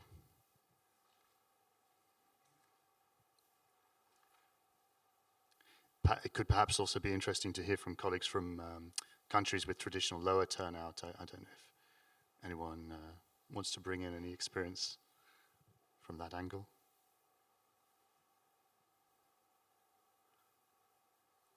I would turn back to our panel. Otherwise, I don't know. You might also have had some thoughts follow up to the Portuguese presentation. We heard a lot about citizens abroad as well, and mobile citizens. Actually, we're working from the Commission's angle together with Parliament to do a specific campaign to target awareness raising of mobile citizens, so EU citizens living in other member states, because that's also one of the groups we've identified, lacking information specifically on voting procedures and also registration procedures. I don't know if you had any observations on that aspect. Maybe Jaume, you want to start? Yes, for sure. It was very interesting what our Portuguese colleague explained to us, because sometimes we tend to forget that the technicalities of voting can help a lot, even sometimes more than awareness campaigns, because if you are not making voting easier and you are not able to adapt the way of voting to the way of behaving in many other aspects of your life, you will of course lose a lot of people. And I would say that one of the most traditional things in many countries is still the way of voting. The fact that you have to go to a very specific polling station with your ID, and that this is only possible during one day, sometimes even half a day. In Belgium at 3 p.m. or 4 p.m. it's over. In Italy it's 10 p.m. But I mean, this way of voting, I would say it's rather traditional compared with many other things. And this applies obviously even more to young people. Young people, they are voting almost every day through their mobile devices, not voting for the European elections or for elections, but voting for their real life. They are selecting products, they are sending opinions, sometimes they are voting in surveys, and we all are more and more also used to this kind of technology. So, for example, and this, I know that in a couple of countries, some of these measures have been taken already, but there is and that's really unfortunate, there is no political will for reforming and for adapting the European Elections Act, which means that all these possible changes have to be done country by country. For example, the possibility of voting during 2 or 3 days. Why just 1 day? Why I couldn't start on Friday and end on Sunday? And if I cannot vote on Sunday, I will vote on Saturday or on Friday. Second, why I cannot vote through internet, or why I cannot even change my vote during the 1, 2, 3 days where the voting digital polling station is open. There are many things that we can do to facilitate voting. Of course, it's also about people voting abroad. There are millions of European citizens who have the right to vote but are living in another country. Sometimes they even don't know that they have this right. There are many, not many, but some million European citizens living in third countries, starting by around 2 million people in the United Kingdom who still, many of them have the possibility to vote depending on their nationality. Okay, let's try also to be in contact with these people. And it's true that the Commission, DG Justice, the European Parliament, the European External Action Service, now we are trying also to put into place a specific campaign to inform, and then maybe to mobilize, but at least to inform these many mobile citizens or these European citizens who live in other countries or in third countries about the possibility of voting, because of course the impact of the vote in some way, it's not only something that you will feel if you are living in your country, but even in many other situations. Thank you very much. Then I would turn to Antonella. You might have some reactions on what the others have been saying. I wanted again to throw in another issue or another question into the mix, because you spoke about rural regions, rural areas, and the lower awareness there. And I wonder if you have any examples of approaches which have worked in terms of reaching out also to those types of areas. You spoke, of course, about partnerships with local governments, maybe some other ideas to share also. Yeah, we presented this experience that we have with a member of ours called Leader, and those are networks of rural areas that develop territorial approach to rural development, and they are, for example, our partners to reach rural areas. And so that's part of these networks that are able not only to reach the rural area physically, but that are able to translate the message to rural areas inhabitants, because this is also about translating and sharing the message and mobilizing their constituency. So yeah, there are actors which are working in rural areas and that can be engaged in promoting information and disseminating information with a dedicated focus on remote and rural areas. I would like to react on a couple of things. We also worked on mobile European citizens. ALDA with cities has promoted a platform giving information, and it is sometimes complicated. It depends from country to country, and I mean, sharing information about how to get the right to vote and whether you have the right to vote and how to do that. This is something that deserves a certain attention, but we can also work on that with the support of local governments. We have those cities that have promoted website, very accessible, about how to give the vote, and they have to register, and they have to do that in advance, and this is something to do. The other thing that I would like to say is about technology. It was very impressive what they do in Portugal. As a matter of fact, compared to the level of technology that we have nowadays in many countries, those votings are quite archaic.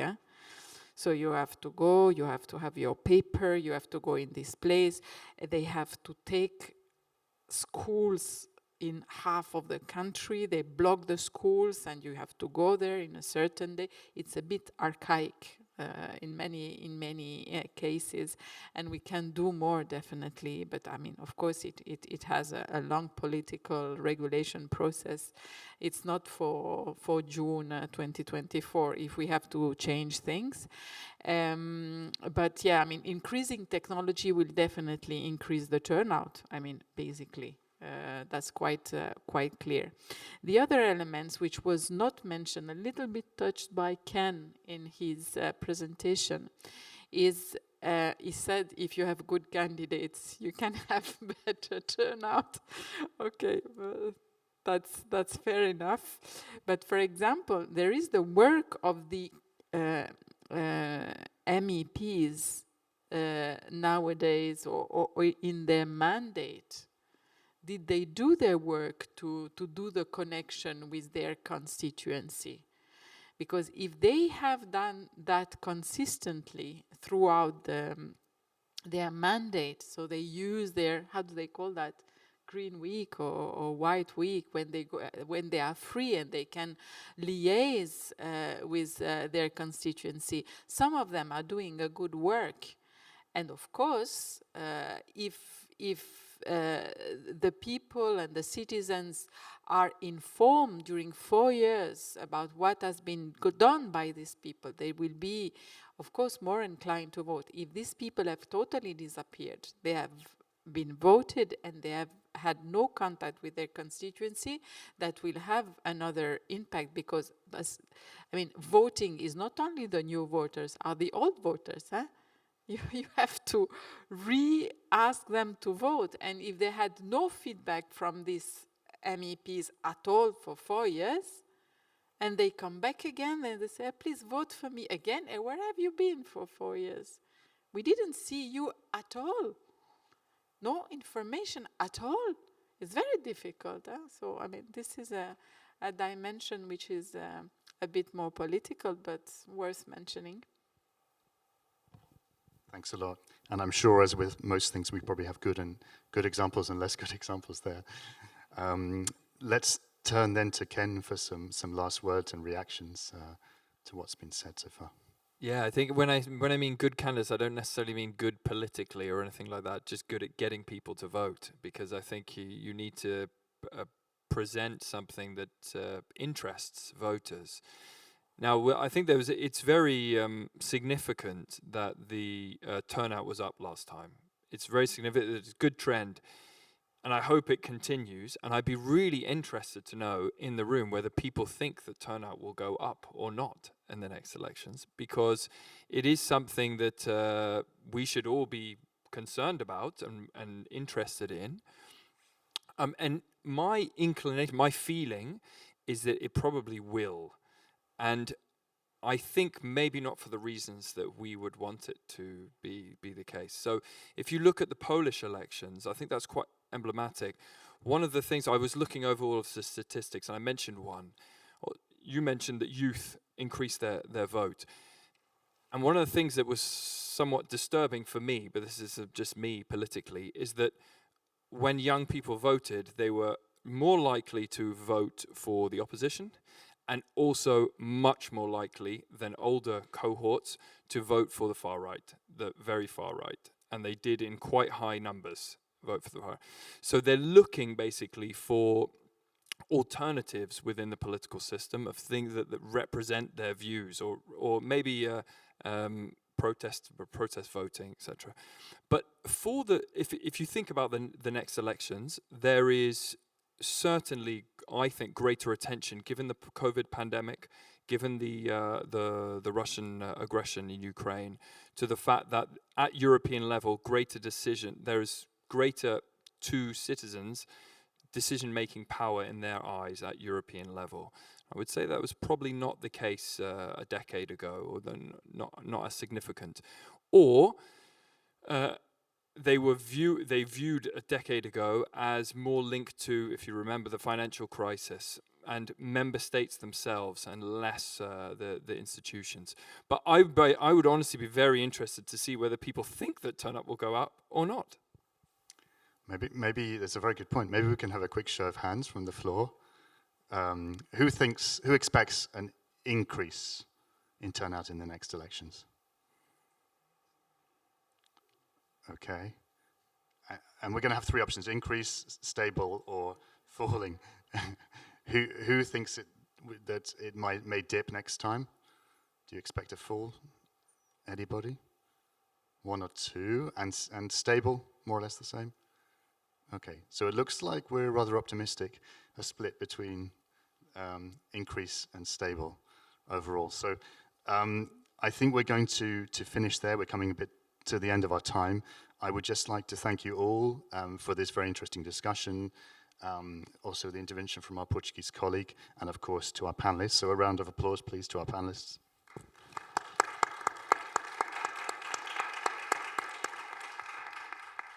And we are going to move on to close the session shortly, but we're waiting, I think, for our next speaker.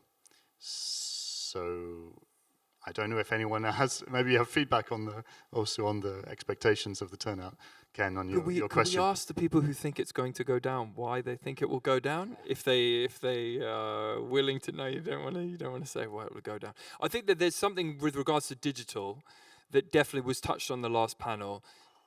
Digital technology, in principle, they should increase the amount of voters, but there are legitimate security concerns with digital technology, hacking of election infrastructure, etc., where I'm sure there are people in here that know this much better than me, but there are those type of limitations technologically and politically that mean that we can't open it up so well. So I was very interested in the Portuguese example. The amount of, I understood that it's also the dates that are awkward for Portugal, given you said something about national holiday. Yeah, but taking that step is obviously a big investment for the Portuguese state, and so it's an investment, and therefore there should be some sort of a payout for that investment with increased turnout. But we'll see. Thanks. Jaume, you wanted to come back in. Yes, because, well, first of all, I think that I share what Ken said, that sometimes an increase in the turnout could mean also an increase on extremes being represented in the European Parliament. But in some way, this is also an incentive to the non-extreme parties, or the moderates, to become more active when campaigning, because obviously for many years the European elections were a kind of second-class election, where it was obvious that first the media and second the political parties were not completely interested, and by the way the parties were not investing in candidates, or let's call them good candidates, and money, because you need money at the end of the day for campaigning. This maybe is changing now, and what I'm seeing now, reading or following the media in many countries, is first of all that probably the level of the candidates is going to be higher in terms of popularity. So people that, many, maybe not all of them, but many will be people who are already well known in their countries, because this is the first way for the political parties to invest, not spending a lot of money. People who are already known, you don't need to put the money behind. Second, of course, many things happened during this last legislature. You mentioned the war in Ukraine, COVID, Brexit, of course, the permanent migration crisis and discussion. All these things are very political, and being very political have also created more visibility for the European Union as a political union and not as a technical union. Some years ago, it was difficult to explain to the citizens the importance of European elections. Yeah, it's about the internal market, it's about consumer protection, it's about transports, it's about infrastructures. Yeah, but what is the difference then between voting the right or voting the left? I don't really get it. Now, if it's about migration, it's about gender equality, it's about social policies, it's about helping or not helping Ukraine, it's about investing in weaponry or not, military, and all these things are very political, and by the way, are completely linked to the national politics, to the point that right now, in many cases, it's very difficult to make the difference between where the national politics end and where the European politics start. So these things, in my opinion, will create a more political and more visible campaign. If you follow the situation in many countries, already now, 7, 8 months before the European elections, in the media there is reporting about these elections, most of times connected with the national political situation, which is interesting. This didn't happen before. And then, yeah, I see also that in those countries that it was more difficult for, I would say, historical reasons to convince people to vote, which are the Central and Eastern European countries. The mood is changing, and we saw this now in Poland, and we saw this quite a lot already in 2019 with 20 more points in Romania, for example, or even in Poland again. So yeah, I think that the trend should be, at least in terms of turnout, will be positive. Then of course the result, this will depend on first who will be campaigning, who will be these candidates, and at the end of the day, what will be the choice to be done by the citizens. Thanks a lot. And one of the things we saw in the opinion polling during the pandemic and also in the early stages of the Ukraine invasion was that citizens were often rating the performance of the EU also higher on some of these issues than national governments. So there's this aspect as well, who's doing the work there and who's delivering. And maybe we turn back to Antonella if you have any. I don't know if you want to come back in on this discussion. No, I mean, just very, I would like to insist even once again I was thinking how to increase this turnout, and then we were talking about more political issues, so I was a bit confused and wanted to say something else. But yeah, I really think that we need to use a very big group of influencers, basically. So we are doing this in many of our projects. So more and more, when we talk about communication, we have our deliverables and our website and our posts, etc. But we try now to have more and more resources on influencers can really reach many people. So, for example, we should have a bunch of influencers linked to the European Parliament strategy or something like this. And the other thing, of course, while we were thinking that the vote will increase, because Europe has been on the headlines for many issues these years. So it's no more something bureaucratic in Brussels and this kind of thing. So, I mean, we talk about Europe for migration, as we said. We talk about Europe about, war and then increase of energy, and then there was the COVID, and there was this vaccination campaign, etc., etc. On the other hand, there are many people who don't vote anymore, neither for Europe nor for nothing. So this is a cancer in our societies. This is people who are not voting anymore because what's the point?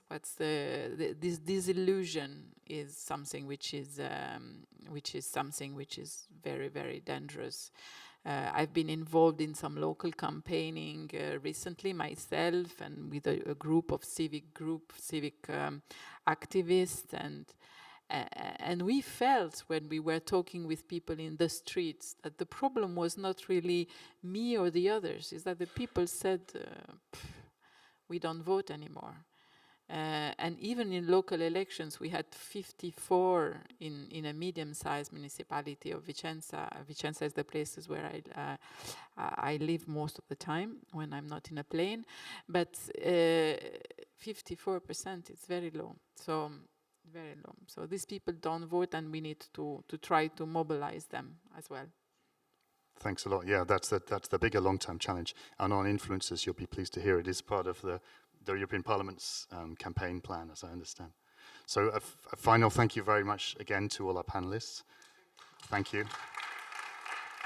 And a thank you also to the interpreters for their work in this session and previously as well. Thank you very much, Giles, and thank you all for joining us for this session. You're very welcome to go back to your seats. I'm not going to keep you there. Thank you. So, ladies and gentlemen, we're now going to wrap up our 2 days, and I'd like to open this wrap-up session with a message, a video recorded message from Commissioner Didier Reynders, who's in charge of justice, and he's responsible for the rule of law, data protection, and other fundamental rights. Ladies and gentlemen, it is my pleasure to join you today to deliver some closing remarks to this high-level event on elections. Let me start by thanking everyone who has participated in this important debate. The insight and expertise you have shared over the past 2 days will support our common preparation for the next European elections in the best way possible. As you all know, it is our common responsibility to ensure that these elections will be free, fair, and resilient. It is vital, more than ever, to reaffirm and reinforce the basic principles of European democracy. This year will mark the 30th anniversary of the European citizenship as first embedded in the Treaty of Maastricht. 30 years later, we can look back at the many achievements that have followed. Citizens have the opportunity to move anywhere within the European Union for study and to work. They can vote and stand in European and local elections to make sure their voice is heard. All of this shows that through these 3 decades, we have further developed citizenship rights. Of course, this work continues today. We want to ensure equal opportunities for all EU citizens, starting with electoral rights. Today, 9 out of 10 citizens feel that they are citizens of the European Union. This is a testament of our common work to advance citizens and democratic rights. I know we all understand the importance of the upcoming European elections. As we approach next June, I want to highlight some points. First of all, it is our duty to ensure the fairness and integrity of the elections, including an open democratic debate. More than half of EU citizens are worried that election results can be manipulated. Our recent proposal on the transparency and targeting of political advertising seeks to address this. We must embrace the opportunities brought by the digital revolution while addressing possible threats. Of course, open democratic debate also requires a free and vibrant media across Europe. That is why one of the pillars of our rule of law monitoring cycle, based on the annual rule of law report, focuses on media freedom and pluralism. I should also stress that the work of the European Cooperation Network on elections has been extremely valuable to support free and fair elections. Together with the Member States, we have intensified our work on building resilient electoral processes to address common threats, including cyber threats. We also supported and exchanged electoral observation for fair and transparent electoral processes. Secondly, it is our duty to ensure that the European elections are inclusive and accessible for everyone. We must overcome barriers to democratic participation and representation, notably for people with disabilities. In this regard, the Commission will soon present a guide of good electoral practice for citizens with disabilities to help authorities ensure accessible elections. And last but not least, it will be key to have a high turnout to the polls. The 2019 elections saw a reverse trend in turnout, driven mainly by young Europeans. We should further build on these encouraging developments. In 2024, many Europeans will vote for the first time. We should make efforts to clearly demonstrate to them the benefits of being an EU citizen and help them engage in democratic participation. That is why we will soon present an onboarding package aimed at explaining to new citizens, notably those reaching the majority, the rights attached to the EU citizenship.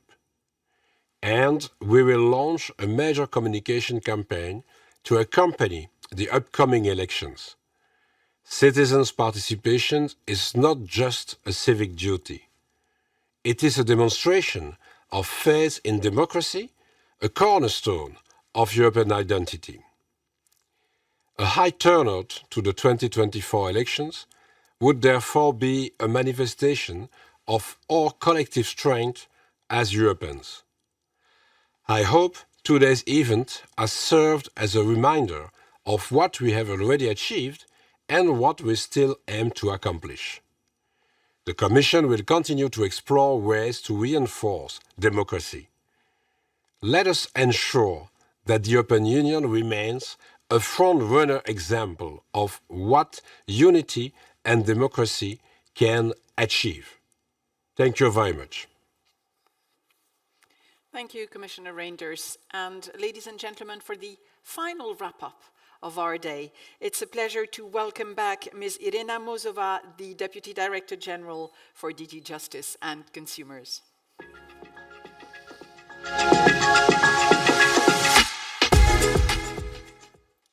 Thank you very much, ladies and gentlemen. It's a great honor to be with you as the last speaker of this two-day gathering in order to mark the end of this high-level event on elections. And let me only say, I believe on behalf of all of you, but also of myself, that the exchange of the ideas and the expertise that you shared during the last 2 days has enriched us all. But I also believe that it has energized us all in a way to continue our preparations for the upcoming European Parliament elections. And even though elections are our main focus, the different interventions through the whole event made it clear that there is a lot of the stake right now. And what is at the stake is larger, even larger than the election processes. And this concerns the true and real essence of the whole European democracy itself.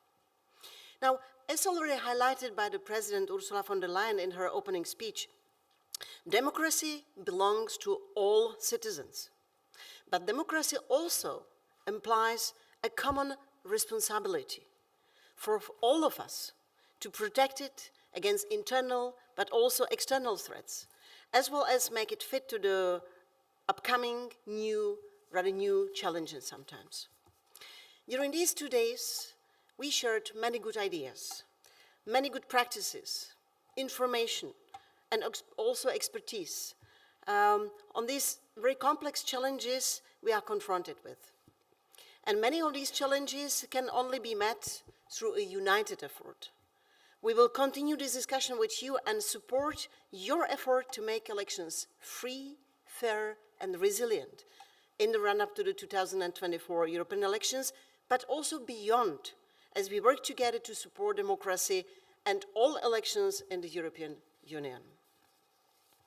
With these concluding remarks, I would like to highlight a few key points that demand our immediate actions and possible also attention in view of the upcoming elections. First of all, as already mentioned by Commissioner Reinders, we have to start with the importance of the turnout. And also, as Vice President Jourova mentioned, our democratic system relies on trust of people to decide to put in those who represent them. Because without the trust, there is simply no democracy. Am I not saying anything new to you if I say that the higher turnout depends on the trust of the citizens in the electorate, but as well as in the political systems, and that all the different measures we can take will still fail if we do not manage to motivate, but also enable as many citizens as possible to go to the polls next year. And this is also why, as you could hear earlier, we are working with the European Parliament, but also with all the European institutions to prepare a joint turnout campaign, just now mentioned by the Commissioner Reinders, also to help make people aware that if they want to shape the important decisions taken at the European level, they need to participate in European Union elections. And this is why I also call on you to join us and do what is in your remit, also to promote voting in the upcoming European elections in your specific constituencies. Now, we also discussed the key role of the political parties in the enhancing of the European dimension of the elections, promoting and also convincing narrative that will bring citizens to the ballot box. And we also highlighted their responsibility in ensuring a healthy and fair campaign.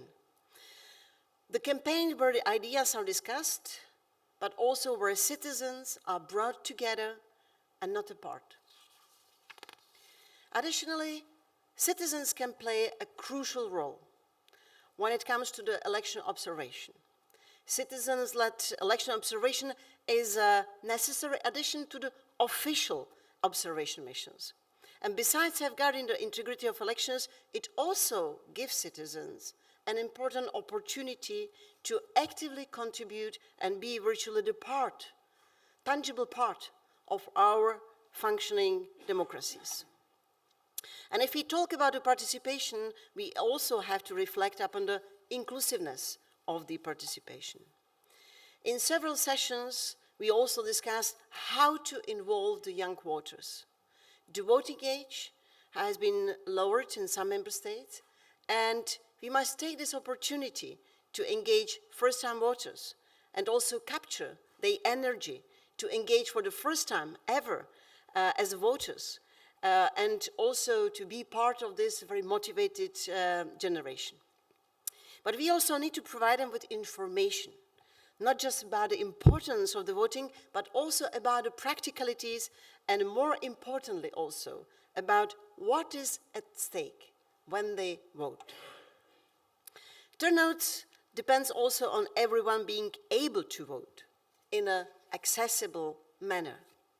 And let me thank personally to all the members of the European Cooperation Network on Elections who actively worked on this guide of good practices for voters and candidates with disabilities in elections, as well as on the compendium on e-voting practices, because these are the important challenges that we have to address together.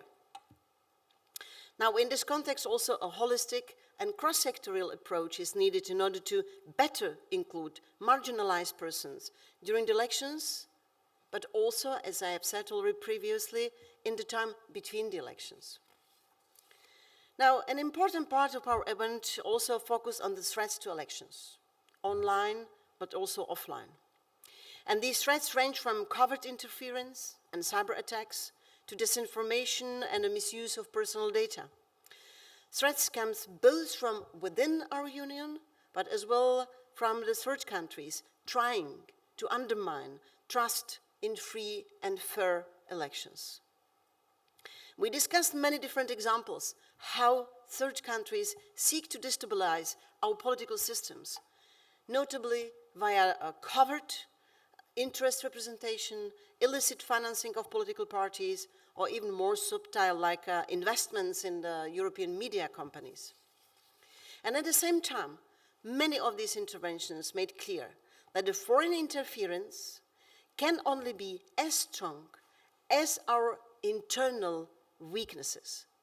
It is in our hands to protect our elections, strengthen public trust, and empower free and pluralistic media.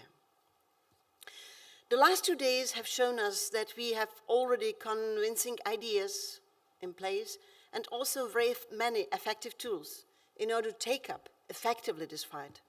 For example, many of you highlighted recent regulatory efforts and also initiatives like a proposal for the regulation of political advertising that we discussed in substance. And moreover, making our democracies more resilient also means rebuilding citizens' trust in our elections.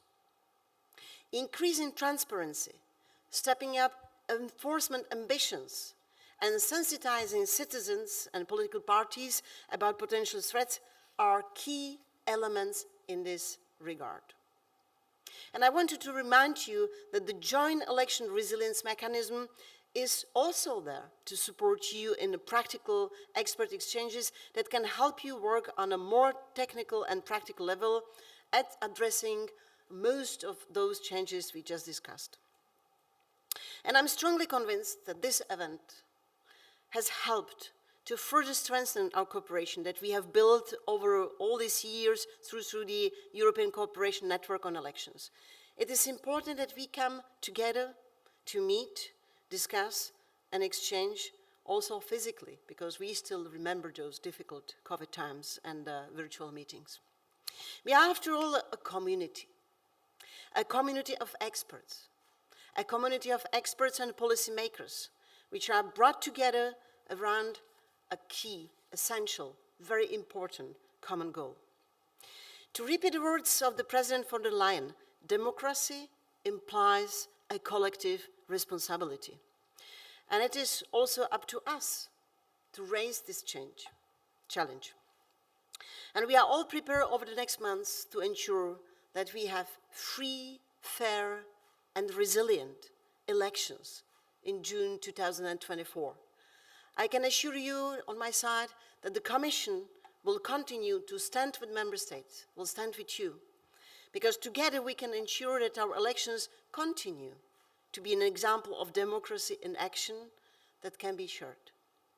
So thank you once again for all your contributions, for your active engagement during this event, but also in those many meetings of the European Cooperation Electoral Networks.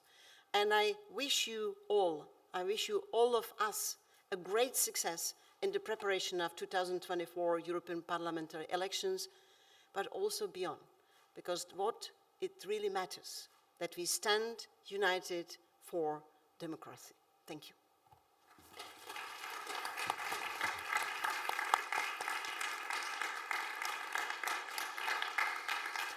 Thank you very much, Ms. Muzova. So, ladies and gentlemen, this concludes our 2 days. It was very interesting, it was intense, it was fruitful. I'm sure all of you are going to go home with a lot of food for thought, new ideas, new contacts as well, which means that you're going to continue exchanging online or maybe in neighboring countries. So we definitely hope that if that's the outcome, we have reached the goal that we had set ourselves when organizing this. I'd like to thank all of you for joining us, to thank also the organizing teams, the tech team that very safely led us through these 2 days, all of our interpreters, whether in languages or sign language, and our velotypist. And ladies and gentlemen, have a very nice evening and a safe trip home. Bye-bye.